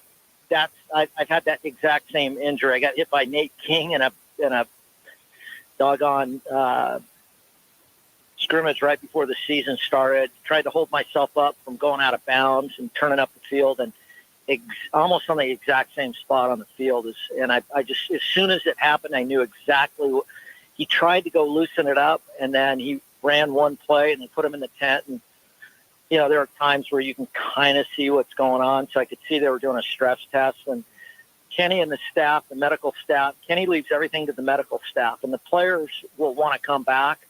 And Dr. Anakar Chabra and the medical staff, Jerry Garcia, was like, nope. And he was really upset when he came off the field the second time, and I knew he was done because he ripped his gloves off, threw the helmet down, and he knew that he was cooked. And then they went in and tested him, and they just said, you're done. So we heard these Nimrods calling in on our post-game show saying that he pulled himself out of the game, and I unequivocally had to shut that down because hey, I've seen I saw the emotion, the raw emotion. I saw the stress test. I saw the injury. As soon as it happened, his head flipped back, his mouth comes agape, and you know that he had tweaked it again. And it's unfortunate. There's no reason for him to play in a bowl game at this point. He needs to just get healthy for the combine and call it a great career. And he gave us everything he had, and that's all you can ask for from the young man. KT, how would you put a wrap on this season, this team this year? How would you describe this team? You still guys have one more bowl game left. Matter of fact, have you got any kind of an inkling where you guys might be headed? Has anything filtered out to KT and at all?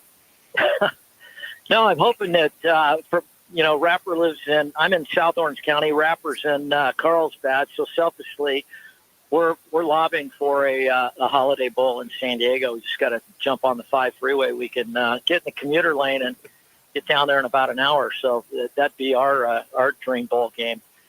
So I don't know. Alamo Bowl's an affiliate, the LA Bowl, the Sun Bowl. So those are the affiliate bowls. And I got to imagine that for KD and the staff, for these young men to go out on a high note, that's got to be something looking forward to, not to downplay it that you guys aren't going back to the conference championship. But this has got to mean something. Guys get healthy and guys can try to get that extra win on the board for recruiting and for make everybody feeling pretty good. And on top of that, going wherever and having a good time. Yeah, and that's kind of the reward, right? To top it off with a fun trip and the excursions. But it's not that way so much anymore with what these seniors and some of the junior NFL draft ready players. I'm curious to see what the attendance is for us and for our opponent. I mean, we've got 22 seniors that we're going to say goodbye to, or NFL ready guys that are going to be out. We saw Shimon Mateer going to the NFL. So I'll be curious to see, if this becomes a futures game or if we top this off with full attendance. So that's the big question mark that is ahead for Arizona State and Sun Devils for this upcoming bowl game. So there's been so many coaches switching teams here just in the last couple of days. Kenny Dillingham's name always comes up in conversation, and rightfully so. I mean, that's a compliment that your name is being mentioned in those circles. But, Kevin, he has made it abundantly clear that he is right where he wants to be, his dream job, and he wants to coach ASU. Yeah, I don't know which job is left other than the Penn State job. And from what we're hearing, that's Kalani Sitake's job to lose at this point. So the primary SEC jobs have been accounted for. That, to me, that was where the risk was. But clearly, he's been emphatic in his commitment to Arizona State, both on social media and then through his pressers. And nothing leads me to believe that he's looking around the corner whatsoever as it relates to next steps. I mean, he's happy where he's at. Mm-hmm. Like I told you guys, I think last week, if he stays here, he'll be competing for a Big 12 championship every year if he stays at Arizona State. And what else can you ask for? Then you win that doggone thing, and then you're essentially an automatic qualifier. And who knows, in a year or two, we may be at 16 teams. Right. So I think there's no reason for him. His family's happy here. His wife's content. His parents are right next to me at in the Santan Ford Club, and they're just wonderful people, and they're recruiting Kenny as hard as anybody to stay in the Valley. So as long as you got mom and dad in our court, I think we're in pretty good shape. I agree with that. And by the way, it's ironic that I asked you that question, and you brought up Sitake. They just released a statement saying he is no longer interested in Penn State. Does that surprise you or not? You know what? It doesn't. He's so embedded into the culture at BYU, and he's done such a great job with the Polynesian pipeline. He's of the Mormon faith, so I think from an alignment standpoint, like Kenny Dillingham, he's in the right spot. Mm-hmm. I believe for long-term sustained success at BYU. He's a tremendous human being. He'd be a big loss to our conference if he left. So despite the fact he's a formidable competitor, I'm glad that he's staying. It's always good, pal, when we catch up with you. Thank you as always. We'll talk to you again before the bowl game, okay? Thanks, KT. Appreciate it, bud. My pleasure, you guys. All right, happy holidays, boys. Same to you. There you go. Kevin Turner, everybody. He's presented today by G2G Protein Bars, and you can find them at the refrigerated section at Costco and online at g2gbar.com. It's grab-and-go goodness since 2010 on sale right now at Costco and online at G2GBar.com. When we come back, random fact, also some football at 50. Roc and Manuch with Jimmy B, ESPN 620. It's back. Sign up now for the Roc and Manuch with Jimmy B annual Pro Football Pick'em contest, powered by all 5 Twin Peaks locations. Pick the winners each week, score great prizes all season long, and earn bragging rights until next year. And don't forget, the guys are live every Thursday from 1 to 4 to kick off your football weekend at one of the 5 Valley Twin Peaks lodges. It's free to play and easy to join. Just head to fanpick'em.com. That's fanpick'em.com, powered by Twin Peaks. Eats, drinks, scenic views, and your home for pro football. Another Arizona storm season's rolling through. Before the next big downpour hits, call State 48 Roofing for your free roof inspection. Whether it's cracked tiles, flat roofs, or old shingles, don't wait for leaks to show up. State 48 Roofing is Arizona's #1 referred roofer. Trusted for over a decade in both residential and commercial roofing. Protect your home, protect your business with State 48 Roofing. Visit state48roofing.com or call 480-268-4509 today. Tease the season at Vans Golf Shops by Worldwide Golf, featuring the Callaway Elite family of drivers. Get up to 8 yards longer with more forgiveness compared to other Callaway models. Now up to $120 off. Don't forget, we have gift cards in any amount for the special golfer in your life. Shop us in-store or online. Vans Golf Shops by Worldwide Golf, proudly serving golfers since 1963 and home of the legendary 90-day satisfaction guarantee. Get there. I was in a wreck. I need a check. I was in a wreck. I need a check. I was in a wreck. I need a check. I'm Attorney Kevin Rowe. Getting rear-ended once is bad enough. Don't let the insurance company hit you again with a lowball offer. Call an experienced attorney who knows how to fight and win. Call Lerner and Rowe today. 977-1900. Call 977-1900. 977-1900. Hi there, it's Scott from Pentatonics. So from the beginning of our journey in music, the foundation has been music education. It's so incredibly important that we continue to show kids the importance of music in our schools, in our homes, and even in the car. Music is such a powerful expression of emotion and individuality, and we are responsible for keeping the love for music alive. This message is courtesy of the United States Air Force. The Arthritis Foundation's Jingle Bell Run raises money for life-changing research and resources. Whether you walk, run, or just cheer others on, you'll be supporting the nearly 60 million people in the U.S. with arthritis at the best holiday fun run ever. Put on your favorite holiday costume and come on out to make new friends. Registered participants get a special t-shirt and medal. Sign up today at jbr.org and get jingling. That's jbr.org.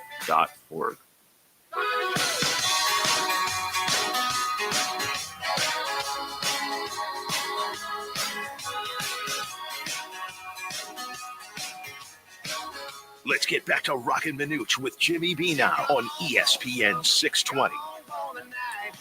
All right, everybody. It is our random fact of the day, and then we have football at 50 as well. Manuch, what do you have? Well, the Arizona Diamondbacks are the fastest expansion team in Major League Baseball history to win a World Series, doing it in their 4th season, that being in 2001.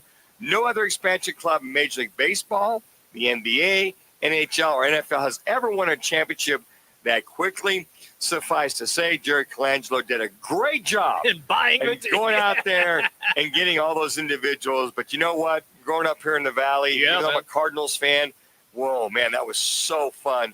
Those couple of years were just so fun to see. All right, let's get to a little football at 50 here, folks. I popped that up there, Connor. I don't blame you one bit. That had to be exciting. As we went out talking to Kevin Turner there, Sun Devil Sideline reporter Jimmy B had mentioned that Kalani Sitake will not take the Penn State job. What's that again? Will not be taking the Penn State job. It sounds like Penn State was courting him very heavily. Money, dinero, maybe a free house, free golf course membership. So for all you BYU fans, it looks like Coach Sitake is not going to be going anywhere. And Connor, you being at Utah Tech, knowing the community of the BYU Cougars, the Utah Utes, the Utes, and all the above, How is that going down as this courting was going on? Yeah, so I'm not sure how familiar you guys are with Crumble Cookies, right? They're a cookie company. There's a few locations throughout the valley. Really prominent company up in Utah. You can see them throughout California, Nevada. Okay, sure. So they're a popular cookie company, right? Well, this CEO for Crumble, guys, well, he's making himself a quite nice bag of money. And he is already one of the main providers for the NIL for BYU when it comes to the basketball team. Well, when he heard about this big lucrative offer that Penn State was offering Kalani Sitake, he said, we can't lose our guy up here. So what does the Crumble CEO do? He decides to get involved some more with some NIL money. It sounds like BYU is coming up with a pretty lucrative offer. No official numbers released yet, but enough for Kalani Sitake to start saying he is over Penn State. And that's how the cookie crumbles. I was just going to say that. Come on, Great guys. minds think alike. Seriously, Come on. Come on. Great minds think alike. You know, it's interesting, Connor, because you know that community very, very well. I was surprised. I know you got to kick the tires and look beyond. I get that. Everybody, it's Penn State. Yeah.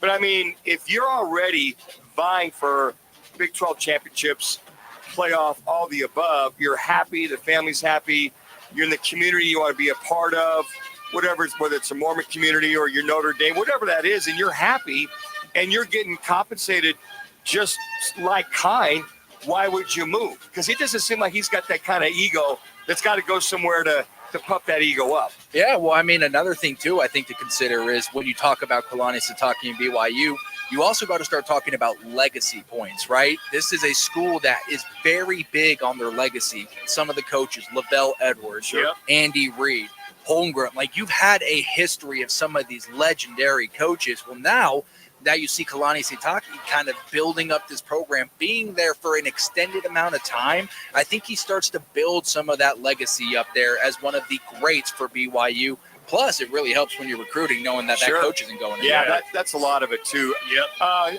Some news that just hit. LSU assistant coach now, Charlie Weiss Jr., is going to be able to go back to Ole Miss and coach the offense, be the OC for Ole Miss. So Lane Kiffin's allowing his OC that came with him. Right. As he had several assistants that were allowed to come with him. They got on the plane with him. They got on the plane with him, but he's going to let Charlie Weiss Jr. go back coach the offense for Ole Miss. As we all know, the new head coach is Pete Golding there at Ole Miss. Now, Pete Golding is the new head coach. Yes, yeah, they officially hired him. Yeah. So what they're doing there, Lane Kiffin came out and said he's trying to give them the best chance they can to get the ranking tonight. As we've seen kind of similar a couple years ago at Florida State, they lost their quarterback right before the final ranking, and what happened? Whoop, everybody forgets about Florida State.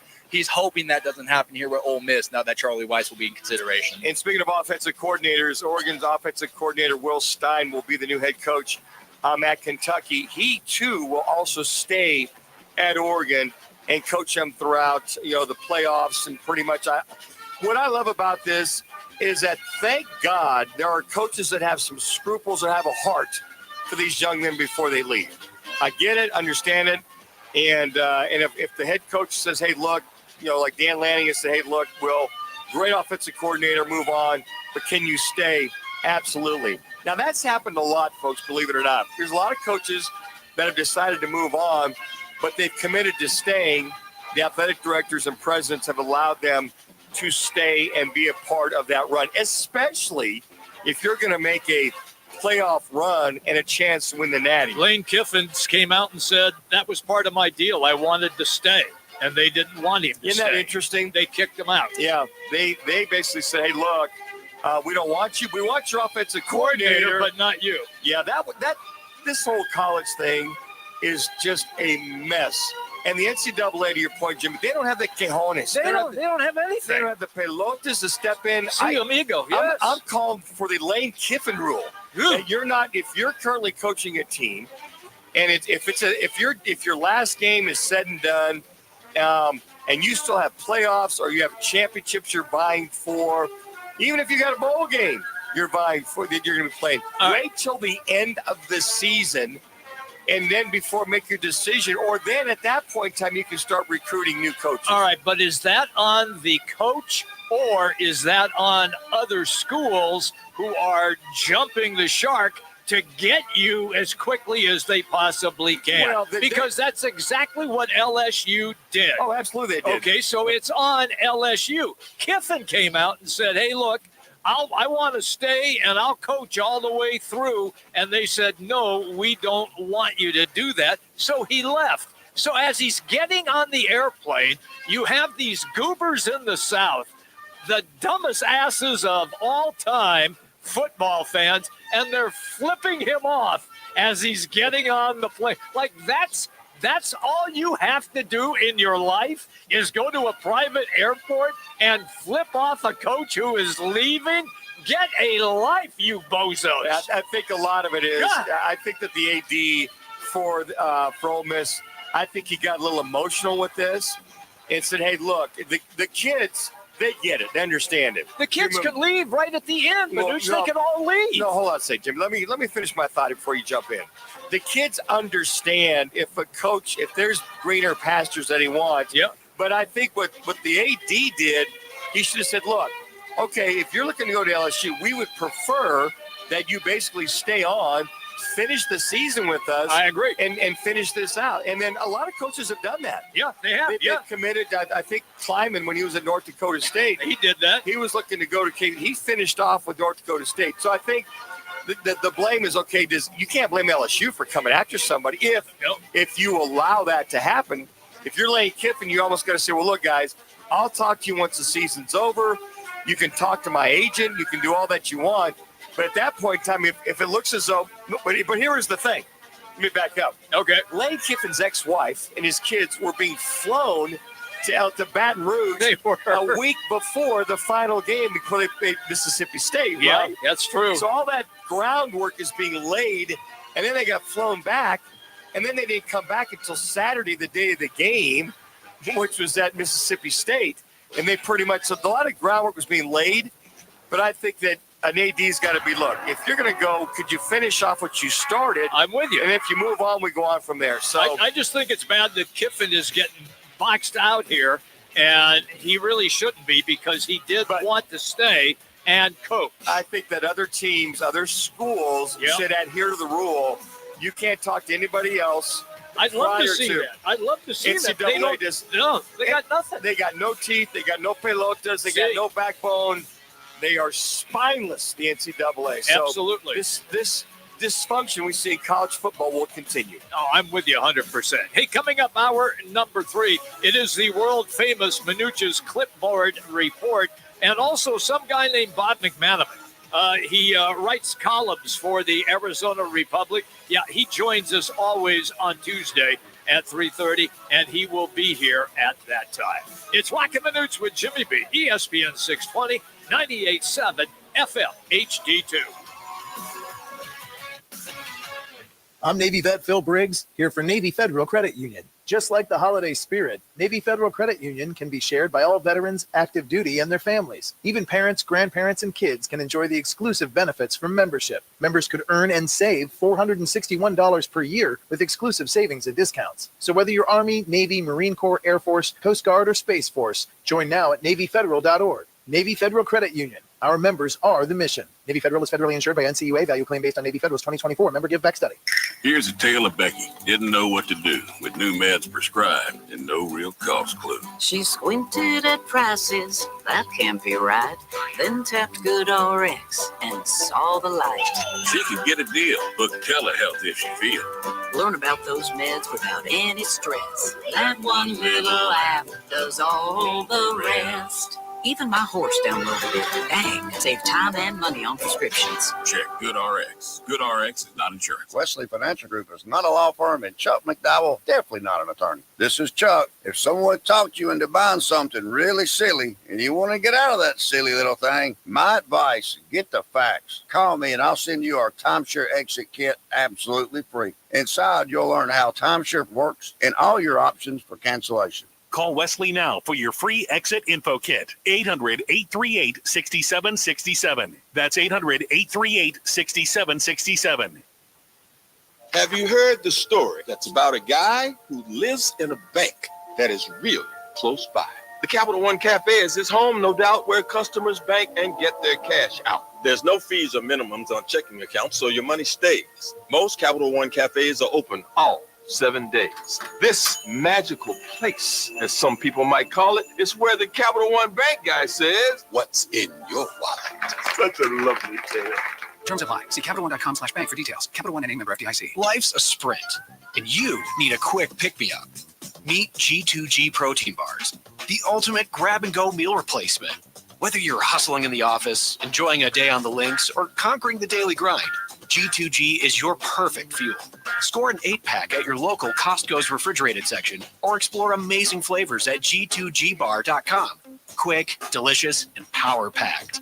G2G protein bars, setting the pace for your energetic lifestyle. At Stretch Lab, it's not just athletes getting better. It's everyday people moving and feeling their best. Each one-on-one session is customized to you, guided by certified flexologists who help improve mobility, flexibility, and recovery. Whether you're chasing touchdowns or chasing the kids, Stretch Lab keeps you loose, strong, and ready for anything. Stretch your potential today. Find your nearest location at stretchlab.com. KTAR AM Phoenix, Arizona's home for the worldwide leader in sports, is ESPN 620.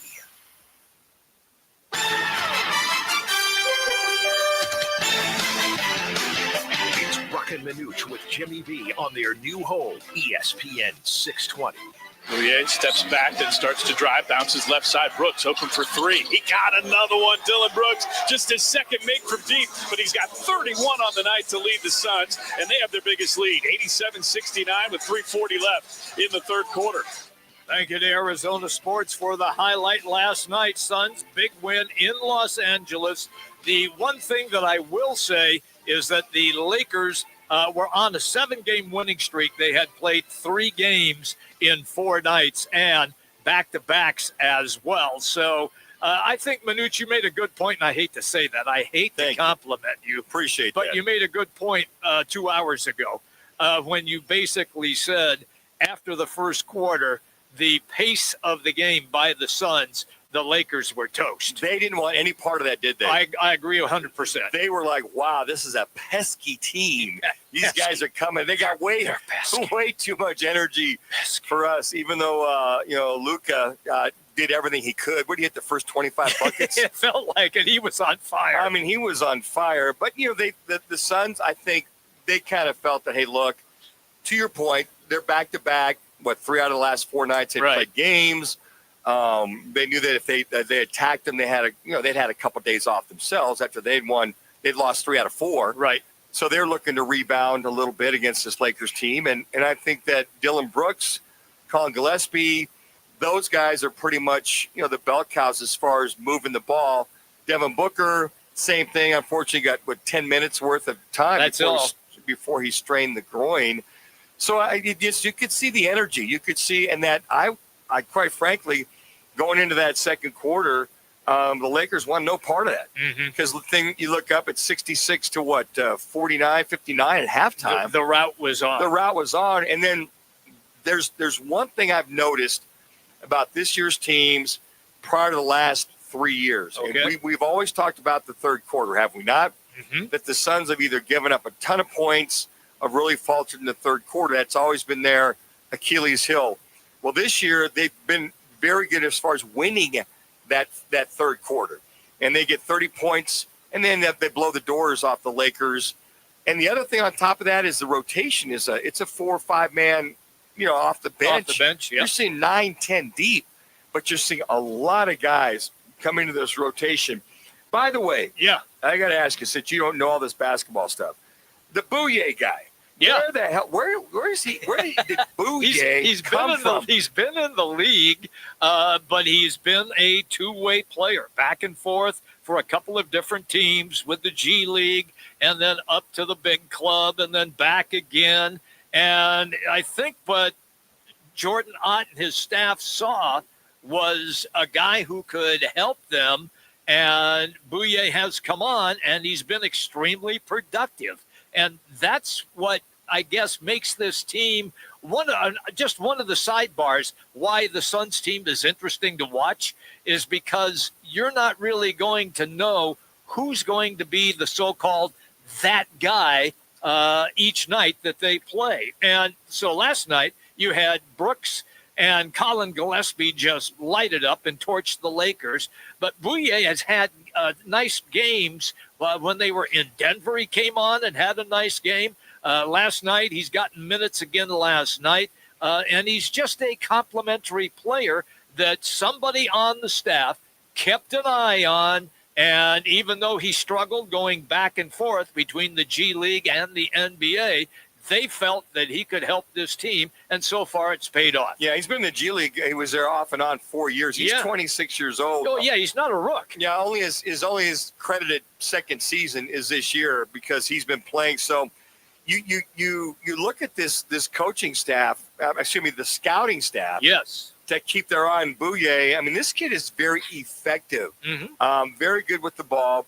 He sees the open man. He's got good vision of the floor. And he's got a decent little shot. Yeah, he does, yeah. He hit there. He had 1-3. But the one thing, he had the 5 assists last night. He set up Colin Gillespie really well. Several times. I mean, kicked it out. But if there's one thing I noticed about Bouye, hooray for Bouye, is that he got the ball out and about. And I was like, wow, who is this kid? So I figured you might know who this kid was. Yeah, that's just a little background. And once again, he's a guy who toiled in the G League, never quit on himself. And Manuch, one of the great things about professional athletes, for the most part, we never quit. You can't quit. I still got a quarter left in me. I know you do. At least a quarter's worth. There you go. You got. That's at the jukebox, by the way. I hope you can throw it 5 yards. So he bet on himself, stayed with it, and right now it's paying dividends because he's playing full time on an NBA team. So my tip of the cap is to him. One of the things that I found real interesting last night was Dylan Brooks and LeBron James. And look, Brooks has got. I loved it. Yeah, I know you did. I love it. Dylan is grilled. Dylan the villain. That's him. It's a great nickname. It fits him perfectly. And after last night, he and LeBron had a little exchange. Here's what he had to say about it. I'm a competitor, man. I don't really like the smiling and the giggling and all that. So just letting them know that, I'm here and so I'm still rising. Was it so he took offense to you talking to him, or? Always. He likes people that to bow down. I don't bow down, so that either entices him or it aggravates him. Get him, Dylan. Get him. Go after LeBron. Oh, you got your fan hat on now. How dare that you don't bow down to LeBron? Give me a break. Go get after him, Dylan the villain. Give him a little forearm shiver. Let him know that you're in the middle of that lane when he comes down. Just give him a little forearm shiver to the chest. Yeah. Get a flagrant on him. Just let him know you're here to stay. Here's more with Brooks right now. The rise of the villain and also how well Colin Gillespie has been playing. I love how he's relishing. I love how he's competing every single night. And you see in the NBA, guys miss opportunities, and he's not missing his opportunity. So, Manuch, Gillespie is a perfect example of a kid who did not quit on himself. Been on several different clubs, bounced around with two-way contracts. In fact, 2 seasons with the Suns, they couldn't figure out with the coaches that were here how to utilize him to get the best out of his game. And he was a two-way player. He was up and down with the G League and then back with the Suns. Jordan Ott and his staff looked at him, figured it out, and now they understand that Gillespie is a very important part of their rotation. Well, they love his energy. Yeah, absolutely. And on top of that, he's a hell of a shooter. Yep. He's always been a great shooter. Matter of fact, we talked about him a little bit last year that we were saying, okay, who should be the point guard? Bradley Beal, get him out of there. I mean, remember that we were going back and forth? And I kept screaming for Gillespie. Well, get Gillespie in there. Tim Kempton will join us tomorrow at 1:30 as he always does. It was always talking about, well, Gillespie, you should see this kid at practice. Well, we hadn't seen him enough as fans. We knew he could shoot. But we didn't know he had the defensive prowess. And he's basically a pain in the ass for opponents. He's pesky. He's pesky. He's all over. He knows what kind of bubble gum you chew. He knows the flavor. The bazooka. By the way, that bazooka lasts about 5 minutes, and you got to kick it out. Yeah, I agree. But you know what? He's just got that. He's like that. He started the other night. He's a good spot starter if they need him to. Yep. Grayson Allen was out because he was sick. I mean, he's just that all-around good basketball player. It's a hard player. He's a smaller version of Danny Ainge, maybe not quite as aggressive or that much of a pain in the ass that Danny Ainge was. He was a major pain in the ass. He was a major pain unless he was playing on your team. Cover him, Danny. If he goes out there, you got to cover Paxson. Here's a great story of Danny Ainge, and it perfectly fits what you just talked about, being pesky and being a gnat that everybody hates. In the 80s, I'm calling a game at the old Boston Garden. It's the Celtics, and back then the Washington Bullets. And there's a fight in the second half at near the end of the third quarter. Robert Parrish takes a swing at Tom McMillan, and everybody clears. I mean, the floor is like just covered with bodies. It starts moving my way, and I'm calling the game with Wes Unseld. God rest his soul, who has passed. And Wes was about 6'9" and 350. And we're calling the game. The fight's moving our way. And he stands up while we're doing the game live on television. It's so vivid in my mind, I will never let it go. I'm hanging on his arm, Manuch. I'm not the biggest guy, as you well know, trying to get him to sit back down. And on camera, on microphone, he's screaming, Danny Ainge, you're the dirtiest player in the league. I'm coming over there to kick your ass. You imagine a guy taking his headset off. He didn't take his headset off. Danny Ainge. That would have been, that'd been classic stuff. Oh, my gosh. gosh. But, Gillespie's just, he brings energy. Yeah, he does. And you look at Dylan Brooks and him, and the guys feed off of that. Yeah. And that's some of the energy you feed off of. Iguodala, some of the buckets that he had. I mean, running the floor. Mark Williams running the floor. He can do that. One fast break, they had 1, 2, 3 passes. Yeah. As he broke down the lane, they got the ball out. One pass, they got the ball to Mark Williams running the court. Those are the things that are noticeable about this team, unlike what we saw I'll say last year specifically, because that was the downtrodden year of all last 3 years. It was awful. But I mean, running the court, and then you get Iguodala playing, and you get these guys playing valuable, and I call them effective minutes. And I think that's what I like Jordan Knotts doing this early in the season. Mm-hmm. So as we get into late December, early January, these guys are used to the pace. They're used to coming off the bench, and they've got their win built up. So if they got to come in and spot start or come in and just be part of that 5, 6, 7-man rotation, right? We've seen 6-man rotation on a regular basis with Jordan Knott. Then everybody's in sync. Everybody's got their roles in order to enable the team to hopefully move forward. They get a lot of days off. They don't play again now until Friday. Hey, this portion of the show presented by Biggs American Bar and Grill.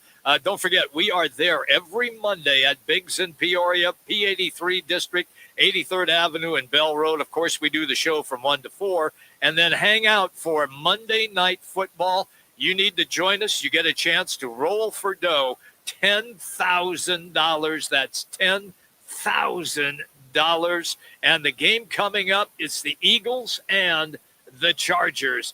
Eagles are floundering. Yeah, they are. And the game is in Los Angeles, Manuch. That's going to be a highly entertaining game. Yeah, the Eagles have been grounded, and the Chargers are starting to feel a little bit. Yeah, they are. I'm with you. Anyway, we will see you next Monday at Biggs American Bar and Grill. All right, when we come back, it is far and away the most popular segment on this world-class radio program. Don't ever forget it. Yeah, it's the Manuch's clipboard, the good, the honorable mention, and, of course, the bad. It is next, everybody. Hey, listen, you can tune in to ESPN 620, 98.7 FM HD2. You can find us on TuneIn, the Arizona Sports app. Yell at your smart speaker, hey, play ESPN 620. Even Alexa listens to us. And we stream on YouTube as well. Manuch's clipboard is next. Roc and Manuch with Jimmy B, ESPN 620. When it comes to sushi, reputation matters, and Sushi Brokers Arcadia has built theirs on being the best sushi in Arizona. From traditional rolls to bold fusion creations, like our crowd favorite, Seafood Dynamite, and the must-try sushi pizza. We've got something for everyone. Our famous happy hour is every day from 3 to 6:30 with fresh favorites like the California roll, spicy tuna roll, and the surf and turf roll topped with seared steak. Sushi Brokers Arcadia, 44th Street in Indian School. There's never been a better time to experience Sun Devil football. Pressure coming, Levitt throwing for the end zone, and it's caught for a touchdown by Jordan Tyson. The Levitt to Tyson connection clicks again. Don't miss your chance to be a part of the action, tradition, and unmatched atmosphere at Mountain America Stadium this season. Get your Sun Devil football tickets today by calling 480-727-0000 or go online to sundeviltickets.com. Life's a sprint, and you need a quick pick-me-up. Meet G2G protein bars, the ultimate grab-and-go meal replacement. Whether you're hustling in the office, enjoying a day on the links, or conquering the daily grind, G2G is your perfect fuel. Score an 8-pack at your local Costco's refrigerated section or explore amazing flavors at G2Gbar.com. Quick, delicious, and power-packed. G2G protein bars, setting the pace for your energetic lifestyle. Hey, it's Kevin Rowe from Lerner & Rowe, trusted across Arizona for helping injured people after serious car wrecks.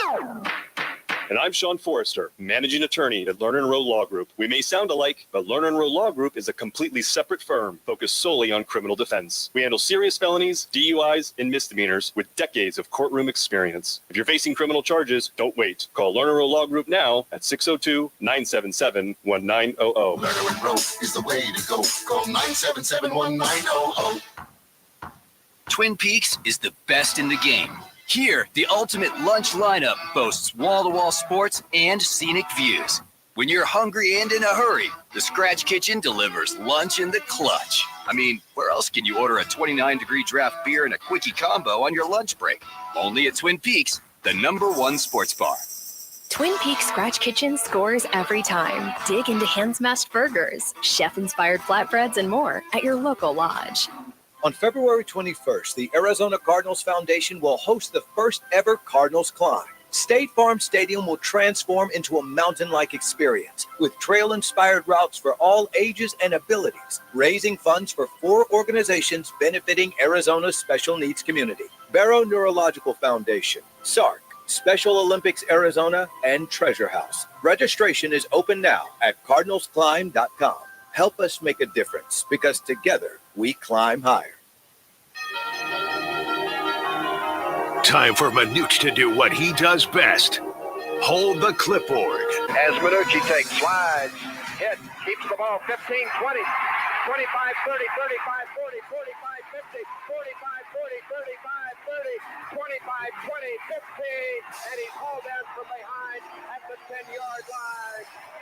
Manuch was wondering would he run out of gas or run out of field, and he did a little of both. Manuch dives into last weekend's quarterback play across the NFL. It's Manuch's Clipboard Report, exclusively on Roc and Manuch with Jimmy B on ESPN 620. Welcome back, everybody. It is the world's greatest single segment on any sports radio station across the entire country. Ladies and gentlemen, let me introduce you to the Sultan of SWAT, the master of disaster, the man who always has a plan, the one, the only, Dan Manucci. I appreciate that, Jimmy B. I love the introductions over there as we get to Manuch's Clipboard, i.e. the good, the honorable mention, and the bad. So for the good, we're going to go back to Thanksgiving Day. The first game as we go back to Detroit. Love looking, floating for the corner. Where he is! Is he in? Waiting for the signal. Yes! Here's Love. Looking corner. Throwing that way. It is caught by Romeo Dobbs. Touchdown, Packers. Love loads up. Going deep. Christian Watson down there. He's got it! Touchdown, Packers. Could spring someone wide open. On the fake, Love throwing it. Rich makes a catch. Lunging. He's in. Oh, that's right. Jordan Love, as there was a lot of love given up on that field. Yeah. In the 31-24 win over the Detroit Lions, the Packers have got their groove on Jimmy B. How about Jordan Love? Probably the best all-around game I've seen from this young man all year long. 18 for 30, 234 yards, averaged about 8 yards per completion, 4 touchdowns, as you heard. Thank you to Fox. 0 picks, 0 sacks. He threw to 10 different receivers. For me, that's seeing the football field. He's seen the entire field. He understands his offense. He's getting the ball where it's supposed to go. To me, that's the most effective that he's run this offense, from seeing the entire field and dumping it to the running back, throwing to your tight ends, finding your wide receivers, finding that guy that came out of the stands in the back of the end zone. He's seeing everybody making it happen. Now, here's the other thing, too. Okay. Time of possession, they win the TOP. Why? Third down possessions, 6 for 12, 50%. Fourth down possessions, you asked Jimmy B? I'm asking. 3 for 3. If I do the K-State math, that's 100%. If not, so you look at the third down and fourth down, controlling the clock, controlling the third down and fourth down conversions has been huge. And in the red zone, you asked Jimmy B? I'm asking. Yeah, they were 2 for 2 in the red zone. Getting touchdowns versus field goals has been mightily important for this team. He looks sharp. He's dialed in. He looks very, very poised. He runs when he has to. By the way, Jackson Dart. Yeah, watch Jordan Love. He'll get out of bounds or he'll get down. So that is my good. Jordan Love is my good. Honorable mention? Yeah. We're going to go back to Monday Night Football. Here's one to the end zone, and Kayshon Boutte. Patriots in field goal range at the moment. Here's one downfield, and caught for the touchdown. Kyle Williams. Thank you to ESPN. Last night, the Pats beat the Giants 33-15. Drake May. This young man, yes, folks, they are the leader in the clubhouse of being the Patriots in the entire AFC. And look out, Buffalo Bills, my former team. This team could just maybe, as they say in Texas, be the lead dog in that AFC East. As Drake May, 24 for 31, 282 yards, 9.1 yard per average. This isn't just your ordinary backup, the ordinary second-year quarterback with the 2 touchdowns and the 0 interceptions. Yes, Connor. I just wanted to go out there on your point there about Drake May. As of today, he's now moved up to the favorite for this year's MVP. Wow. The runner-up looks like it's Matt Stafford at plus 135, but at minus 135, it is Drake May leading the MVP run. See, you are the DraftKings aficionado. How would Jimmy and I know that? DraftKings, FanDuel, what's your favorite flavor? Which one is it? Whichever one's got the best market for the night. Who's ever got the best odds? How did I know that was coming? The other thing, too, when you watch Drake May, you watch his poise and his calmness. And Laz and myself and Connor were talking about this as we were out of Biggs, is you got to remember the development of a young quarterback. Guess who's back as the OC for the New England Patriots? Yeah, that Josh McDaniels. He's back. Did he not tutor a guy named Tom Brady? He did. Did he not tutor some of the other up-and-coming quarterbacks? Jimmy Garoppolo. Jimmy G and some of those guys. And that's the reason why you saw him throw the ball to 8 different receivers.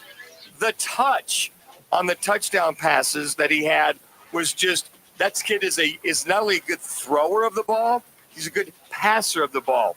I talked about third down conversions with Jordan Love. How about with Drake May? Third down conversions, 6 for 13, 45%. Fourth down conversions, 1 for 1. And you also look at, again, controlling the clock, keeping the Giants off the field. They control the clock, that being the Patriots, 33 minutes and 26 seconds. And as I mentioned, learning the poise, learning the offense, learning how to read a defense, learning how to be decisive. Because who did I say was his new offensive coordinator that's been down that road for many years? Josh McDaniels. Josh McDaniels is back in the building. So Drake May, my honorable mention. Well, when it comes to bad, we're going to go to Carolina. 4-man rush. Stafford into a tight window to Nakua. Picked up by Mike Jackson. And Jackson gets the block to take it home. Four-man rush. Stafford gets brought down. That ball came out. Derek Brown the hit, and DJ won him the ball. Oh, my goodness. That's a long day. Thank you to CBS. Matthew Stafford in the 31-28 loss to the Panthers. Don't look now, folks. But here come the Panthers. Bryce Young et al. They're really starting to make a move. So look at Matthew Stafford. We just heard the pick six. Mm-hmm. We heard the scoop and score off the fumble and the other interception. So 2 interceptions, 1 fumble. So I do the K-State math. That's 3 turnovers. Okay. He also had 2 sacks on it besides those 2 interceptions. Not a great day for Matthew Stafford. 18 for 28 for 243 yards, 8.7 yards on average. Only distributed the ball to 6 different receivers. When Matthew Stafford and this Rams offense is on a roll, you got 9, 10 different receivers. You're seeing at least 3 or 4 touchdown passes. He had gone 28 touchdown passes before both these interceptions. It had been a long, long time. He's been that effective, but just goes to show you, Jimmy B, even the best of the best, when forced with pressure and making untimed throws to the outside, specifically, gentlemen, don't be late throwing the ball outside. As we just heard that pick six right there. And on top of that, 2 key sacks as they're trying to get back into field goal range, that being this LA Rams team, who, by the way, Cardinal fans, are not going to be happy when they come in here on Sunday, December 7th at 2:25 kickoff at State Farm. So, Jimmy B, there's the good, the honorable mention, in the bad from Manuch's clipboard. I loved it as always, but I do have one question because you did not bring this one up on the clipboard, and that is Young Hoku.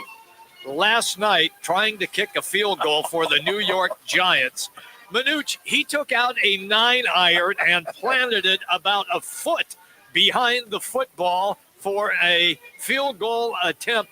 In my entire life of broadcasting, I have never, ever seen a place kicker have his foot hit a foot behind the ball trying to kick a field goal. Now, Have you? I've seen a shankopotamus. I've seen that. I've Yeah. never seen a chunkopotamus. I've never seen a kicker drive his foot into the ground, to your point. Yeah. That's Could you just imagine how bad his toe had to hurt? You think that's why he didn't move? He was just, when you hurt your toe, you stub it, and you're just kind of standing there taking in the pain. You know it hurts. And if you could read we read the lips of Jackson Dart in slow motion, it's, oh my God. Has it come to this? As he turned and walked away. I've never seen that, to your point, Jimmy B. I'm going to ask Bobby Mack, I've never seen anybody not even get the ball off. Yeah, no, they had to just grab the ball and fall on it and get called for the loss. If that were not turf and it was grass, they'd have to replace the divot. You have to go over to that bucket, put the sand in about 3 feet deep. I've seen place kickers slip and go down. I've seen the plant foot, slide out with bad weather conditions. I have never seen a kicker have his toe hit the turf as hard as that one did and dig up a big chunk of turf about a foot behind the football. He was a good, solid kicker for Atlanta for many, many years. So that was, that didn't make the clipboard because I never put a kicker on the clipboard report. Ever. I had to bring it up, though. I had to. Don't taint the clipboard report. Manuch's clipboard report, obviously better than ever. It's all courtesy of one of our newest broadcast partners, and that is Stretch Lab. And at Stretch Lab, they're built to help everybody move better, feel better, and live better. Each one-on-one session customized just for you, designed to improve mobility, flexibility, and overall wellness. And right now, ESPN listeners get 20% off their first visit. Regular price, $59. Also, Stretch Lab proudly offers 10% off for veterans year-round. So find a location near you. They are all over the valley. Or you can go online at stretchlab.com, built to help everybody move better, feel better, and live better. Once again, great partnership with Stretch Lab. Go online, stretchlab.com. When we come back, the Cardinals continue to suck pond water. They have lost 9 of their last 10, 14 of their last. I don't want to go through this again. Bobby Mack is coming up, everybody. Let's get an ESPN 620 Sports Center update right now.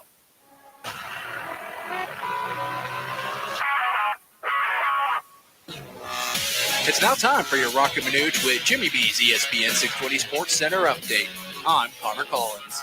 The Phoenix Suns rolled past the Los Angeles Lakers 125-108 last night as they powered by a strong night from Dillon Brooks. The win did come with a scare, however, as Devin Booker left in the first half with a groin strain. The team is going to evaluate him further and give more information throughout the week. In college football recruiting, Arizona State landed a big-time pickup as top JUCO prospect Jermaine Mitchell flipped his commitment from Georgia to ASU to help bolster up in the trenches.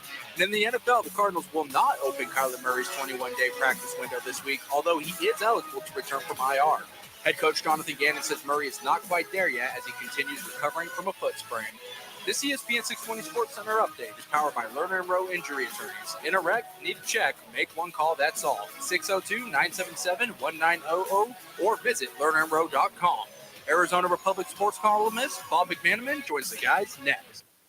The season of giving starts with getting, because Twin Peaks just launched their holiday bonus card event. Buy a gift card for someone on your list, and we'll hook you up with a bonus card just for you. Because giving feels great, but getting rewarded for it, even better. Share the gift of crave-worthy food, ice-cold 29-degree beer, and good times at Twin Peaks. And treat yourself while you're at it. Twin Peaks. Eats, drinks, scenic views. Twin Peaks with 5 Valley locations. Bonus cards redeemable January 1st through 31st, 2026. Participating locations only. I was in a wreck. I need a check. I was in a wreck. I need a check.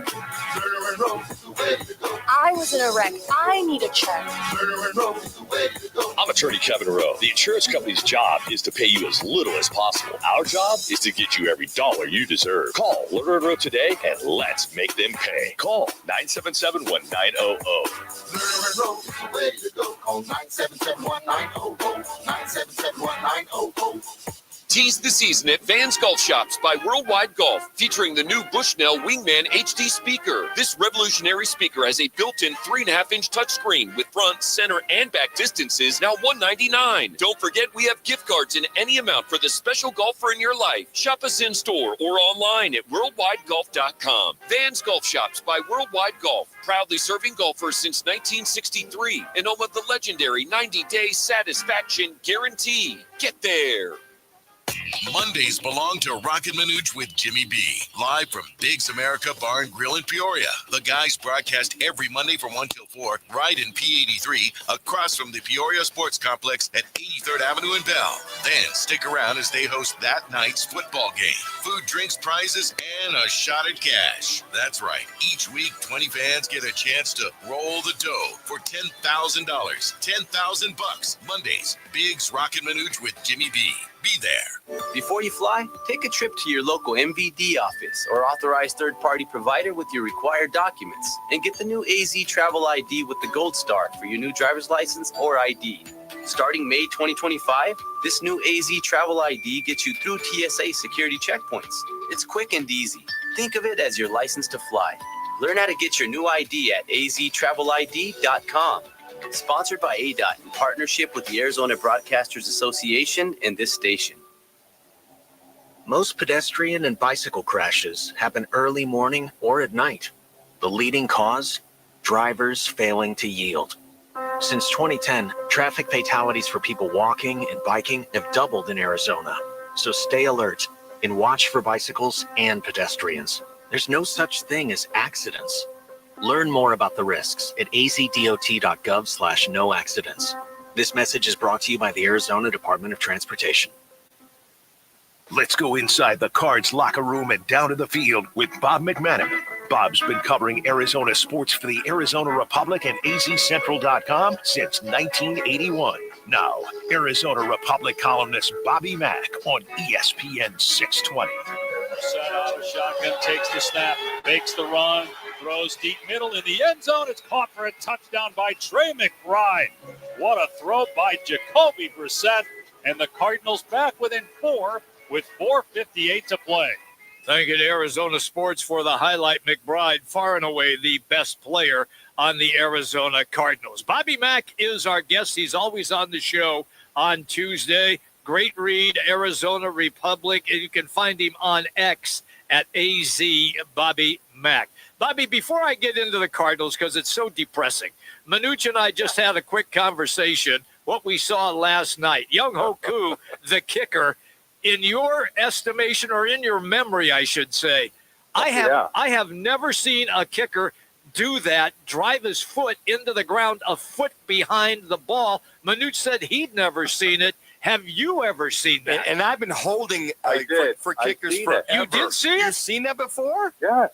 Where? I've seen it. I saw it on a Charlie Brown episode. At least he took a whack at it. Lucy pulled the ball. I've never seen it. That's true. He didn't dig his foot into the ground. Yeah. No, I mean, he pulled it from him. Yeah, that was one for the ages. Poor guy. Poor fella. Well, I feel bad for him. It comes up the Giant season, though, doesn't it? Yes, it does. Yeah. That and teaching your quarterback to get the hell out of bounds or get down so he doesn't get lit up by any oncoming linebacker. I can only imagine that he just mistimed his steps. I don't know. It was comical. And then I turned the game off. Oh, okay. Well, that was probably a good thing to do. So Sunday, watching the Cardinals and watching the Giants, you'd seen enough bad football that you decided to turn the TV off. Is that what I'm hearing you're saying, Bobby Mack? Pretty much. No, I had to watch it because I had to do a live blog. Oh, the live blog. That's right. I forgot about that. You're live and in color, man. Yeah, that's so hard work. Yeah. What was the question? No, just bad football. Watching bad football. Yeah, that was a chore. That didn't feel good. Yeah, no, it doesn't. And our discussion today is, and I'll ask this question of you because I asked it of Manuch. Does Jonathan Gannon save his job if he fires his OC and DC and convinces the boss that, hey, this is the way to go? No, I think he can save his job by beating the Rams twice, which I don't see happening. Okay. No. Probably firing Patsing. I don't think they need to fire Rollins. He's not the problem. Okay. I'd agree with that. But if you sell them and you've already sold them, and I'm sure they have, they got to move on from Kyler, which everyone now assumes probably Kyler himself. You've bought yourself an extra year or two, and we'll see. Biswell might be fed up. I don't know. I wish I knew. I don't think you have to fire Rallis, but I think people, 2 weeks ago they weren't saying that about Patsing. 2 or 3 weeks ago. Now they are again. And look, it was, again, the play call at the end of the last 2 games, again, come back and just look really, really bad. But Gannon defending the play calls is even worse. Well, he's defending his offensive coordinator. That's all that is, Bob. I think it's very obvious for me as a player, and I think for fans. I mean, like the throw last week, you're in overtime, it's 4th and 1, you're taking a shot to your 5th-string wide receiver, you get to double coverage. You'd say you'd do it again. That's all that is covering for his OC. It's Captain Obvious. But why? Exactly. Exactly. Why not call him out? Why not say, yeah, we did something wrong there? Yeah. I think fans would appreciate it more. I think it's not like Patsing couldn't handle it. If he really agrees with that, then Gannon needs to go too. Exactly. And then on 4th and 1, 3rd and 1, you're taking another shot down the field on your own 39-yard line with 10.5 minutes to go. 1 yard. 1 yard. Just get the first down. Yeah, 1 yard. Yeah, 1 yard. Yeah. Get the first down. Keep the drive going. And then 4th and 1 on your own 39, you're going to go for it and run a sweep, which everybody and their mother knew was coming. And then you're only down by 7. You literally gave them 3 points. Right. They won the game by 3 points. There's millions of things like that. There was a failure to get out of bounds on the first 2 calls. Oh, my gosh. Yeah. Oh, don't get me started, like Bobby Mack. Football 101.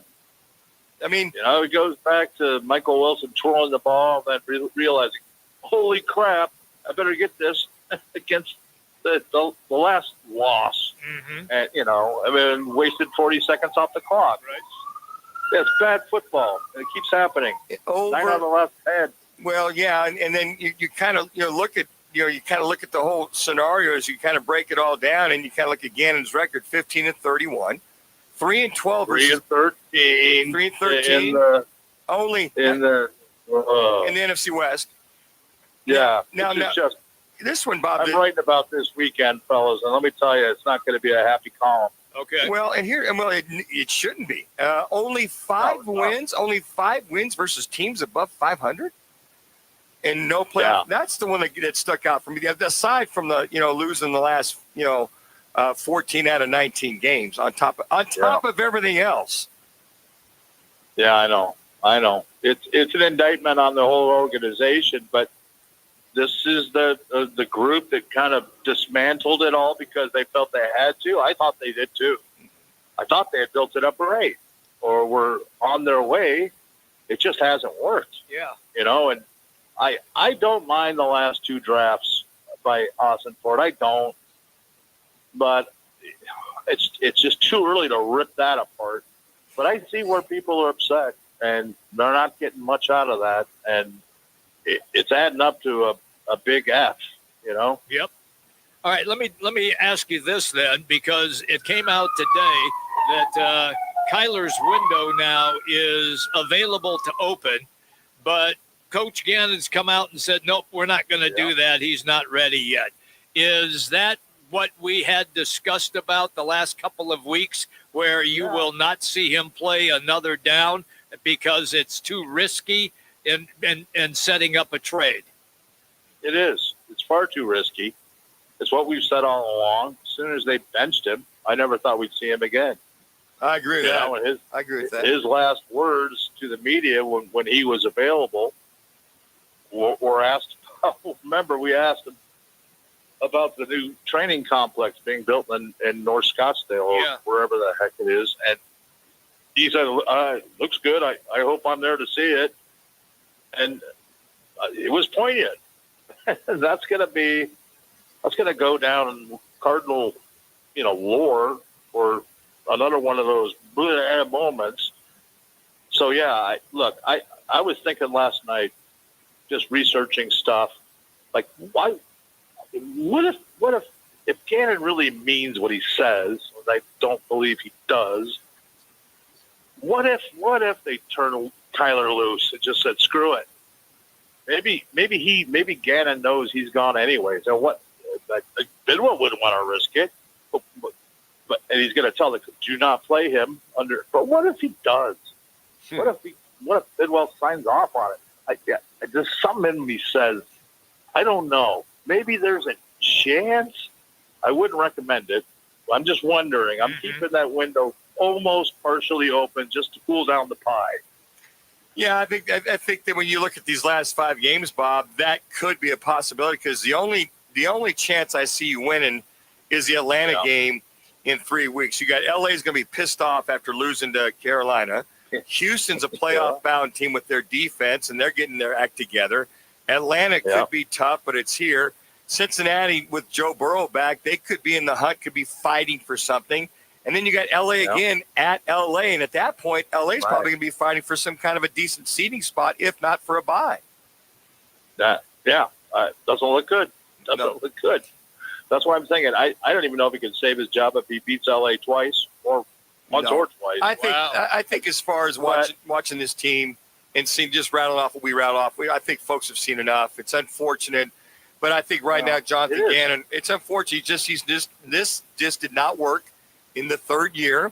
He's a hell of a coach, but this for some reason players still support him. Players still support as they should. They'll play hard. They'll play their butts off. They'll play for their paychecks as they should. But this dog's just not hunting, and the dog doesn't hunt. You can't take him out. You ain't gonna get any pheasant when that dog ain't hunting. That's for sure. I don't know about hunting. I know a little bit about dogs, but I'll say this: I'll give the Cardinals credit. As bad as they are, they're entertaining to watch. Just don't expect them to finish a game. But that's part of what I love about the NFL. Yeah. If you can play and stay in a game and make it interesting, and even if you lose, you're fun to watch.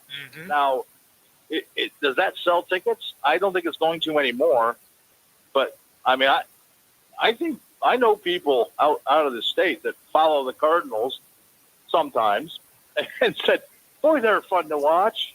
Yeah. I mean, it doesn't get you where you want to go. But I'll say that that's something positive that somebody can hang their hat on.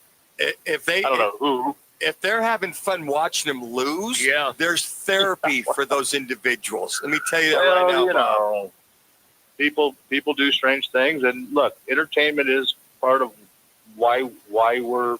Yeah, I don't know. Yeah, maybe not. No, they might want to check their pulse if that's how they feel. You know. Okay, well, you can't account for everyone's taste. Well, that is right. You got that right, pal. Bobby, we will be interested. So is that coming out Saturday or Sunday, the big article? Yeah. I think, well, it's not a big one. It was just a standard one. Sunday, Okay. yeah, well, it's about the Rams and the Cardinals against the NFC West. Okay. Yeah. Like the Rams have champagne problems. The Cardinals have real problems. I'll try to muster up something wonderful. You I'm always sure do. you Bob. always do. Yep, I was going to say it's always a great read. You are talented. We appreciate that. Yeah, man. Hey, I got a Scatterboot column running Sunday too, so we'll look for that. Oh, look at I'll you. look for that. Double Okay. dose of Bobby Mack. Yeah. All right. Different, double dose. Lucky us, Yeah, man. Hey, I don't even have to go to the doctor and get a shot for that double dose. I'm good. Oh, that's right. That's true. I got you covered, Jimmy. You're the best, pal. Thank you, Bob. Thank you, Bobby. All right. Thanks for having me. There he goes, Bobby Mack, everybody. Hey, he's presented by Backyard at Desert Ridge, and it is the place to celebrate. You can bring the family. Santa is stopping by Saturday, the 13th and the 20th from 3 until 5, spreading cheer, cookies, and photo ops for all ages. Again, that is Backyard at Desert Ridge. Knocking out your shopping list, grab a Backyard gift card and get in on our holiday specials. Perfect stocking stuffer that comes with a little extra cheer. It is Backyard's Desert Ridge, has holiday spirit cranked all the way up. And you can follow them on social media as well and make Backyards your Christmas hangout this season. All right, everybody, quick timeout. When we come back, our Learner and Row, one call, that's all. We'll check in on what's on tap and the results of our State 48 roofing. It's your call question of the day. Roc and Manuch with Jimmy B, ESPN 620.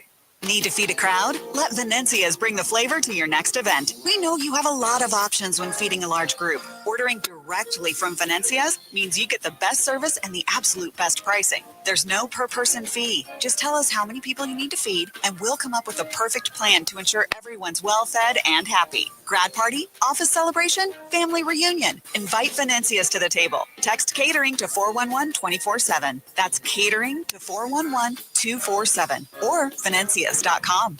Sun Devil men's basketball is heating up, and now you can build a ticket plan on your terms.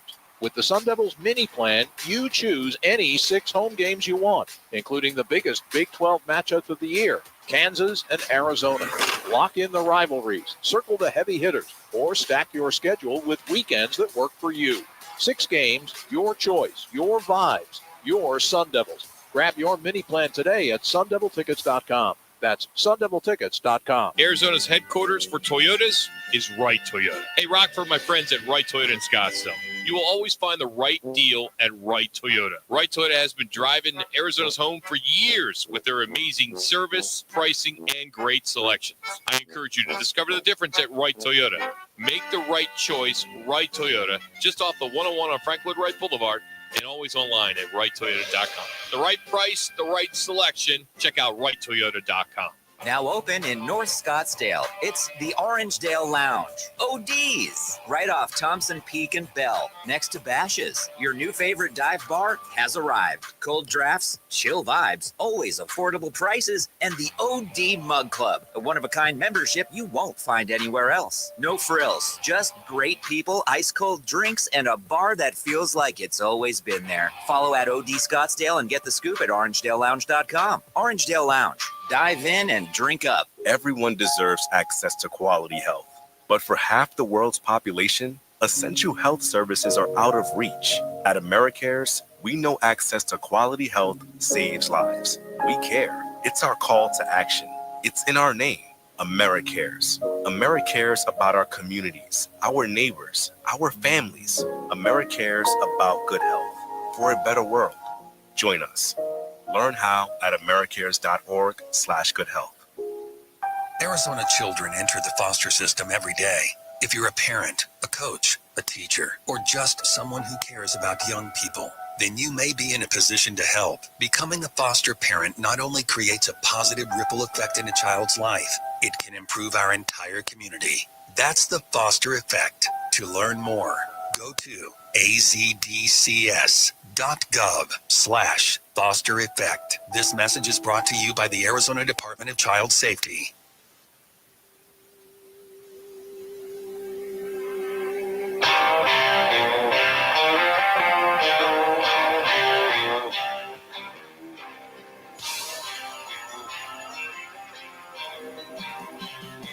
It's the Lerner and Rowe one call, that's all call of the day. If you're looking for a full-service law firm, just make one call, that's all. 602-977-1900.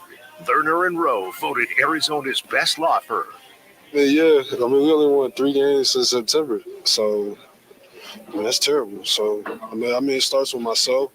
I'm not who I thought I was, and that's okay, because I'm going to show up on Monday. I'm going to grind. Shoot, I'm not. Like, we won 3 games. I feel like I haven't done enough to help our team win games. Talking about it and doing all that is not going to help, so just excited to get back to work Monday. We can do more. I can do more, and that's why I'm just focusing on myself. Like, I can be so much better, so I just got to keep grinding. Hold myself accountable. I hold myself to a high standard. I'm not there yet, but it's okay. I got to keep grinding, keep working. That is the Cardinals' Darius Robinson on his play so far this season. And that is our Lerner and Rowe one call, that's all. Interact, need a check. Just make one call. It's Lerner and Rowe at 602-977-1900. Always at lernerandrowe.com. What's on tap? Well, television-wise, Knicks and Celtics. That'll be on NBC and also Peacock. There is some college basketball locally, Arizona's Family Sports, Stetson at Grand Canyon. And then later tonight, the OKC Thunder, the defending NBA champions, at the Golden State Warriors, NBC, and Peacock. There you go. All right, State 48 Roofing, it's your call question of the day. And for a free quote, repair, or full installation, just get in touch with State 48 Roofing. You can find them online at state48roofing.com. Manuch. Jimmy B, if the draft were today, right now, the Cardinals would have the 8th overall pick. Yeah. What type of player would be your choice? Again, just go to @Roc and Manuch on Twitter or Instagram. Would it be number 1, a quarterback? Number 2, other offensive pick. Number 3, a defensive pick, or best available athlete? So, Connor, we defer to you for all the folks that are out there. Again, just go to @Roc and Manuch on Twitter and or Instagram. What do they got out there? 50% split between quarterback and best available player. That's interesting. You know, I'm not even close to that. I got quarterback for sure. I got offensive line. Yeah, if I would be either quarterback or offensive pick. I think Monty Osborne's doing a good job building that defense with some of the choices he's made free agency wise and draft wise. But if that quarterback wasn't there, which that should be, because if they lose the next 5, they'll probably be at the number 2 or 3. Hell, you got Tennessee's number 1 right now. Right. And then you'd probably. But they're not going to take a quarterback. They got their guy in Ward. The Jets, on the other hand, they will take a quarterback. And they would take Mendoza, at Indiana. Yeah, I think that when you think about that, Mendoza would probably be the top-notch guy in reference to that. So let's take a look just for fun. Okay. The top 10 2026 NFL mock draft, okay? All right. You brought it up, Jimmy B. Yep. So the Titans would probably take the edge rusher would be Reuben Bain Jr. out of Miami. Okay. Giants would probably take Caleb Downs, a safety out of Ohio State. Mm-hmm. The Browns. Yeah. Fernando Mendoza, the quarterback for Indiana. Because the Giants have already got their guy, right? Yeah, Jackson Dart. Yeah. So Fernando Mendoza, that'd be 3 quarterbacks in the last 2 drafts. Wow. For the if they go down the way. The Saints Probably take Jordan Tyson, the wide receiver out of ASU. Yeah, I can see that. The Jets, this is where you're on par. Dante Moore, the quarterback of out of Oregon, they've got to take a quarterback. All right, they have to. Let me stop you there. Have you seen a lot of Yes, Dante Moore? Okay. Yeah, the kid's he's the real deal. He's the real deal? Okay. Size, ability, skill set. Okay. He can run. The Raiders, Lenore Sellers, quarterback out of South Carolina. Jeez, I'm not sold on him. He's, you know what? He's a big kid. He's He is, solid. yeah. But I mean, is he a top 10 Yeah, kid? that's my point. And just a heads up, guys, they are saying that they expect Dante Moore to return to Oregon for another season. So Okay. that's another quarterback who may not be in the mix. That's interesting. So, Lenore Sellers, I like him. I really do. I think he's solid, but I don't know if he's a top 10 pick. I'm with you. All right, number 7, the Commanders. Now, folks, this is a mock draft if it were today, okay? The Commanders are take Jeremiah Love, the running back out of Notre Dame. I can blame see him. that. Yeah, me too. The Rams, who've got a pick. They do. They have a pick. Spencer Fano, the offensive tackle for Utah. Oh, my God. Hey, he's a load, is he not, Connor? That kid? Yeah, that guy can play some ball. I mean, he's been up there for a couple years now, and he was blocking for Cam Rising for a little bit, blocked for Isaac Wilson last year, and he did a heck of a job this season for Devin Dampier. He likes to pancake people. Oh, he does. Just like you were, Connor. You get on the People edge and mover. pancake. Exactly. And then you have the Bengals, Peter Woods, a defensive tackle for Clemson. Boy, could they use Peter Woods. Yes. And then the Cardinals at number 10. Oh, boy. At number 10. What do they say? Ty Simpson, quarterback, Alabama. Alabama? Yeah, Ty Simpson, Alabama. No. Now, if I would say if Moore goes back, but Ty Simpson would be a very solid choice for the Arizona Cardinals. I'm not buying it. I'm not buying it, Manuch. I'm not sure he's quite the franchise quarterback. Yeah, I'm with you there. He's not a Mac Jones or a Drake May, that type of guy, or Carson Palmer.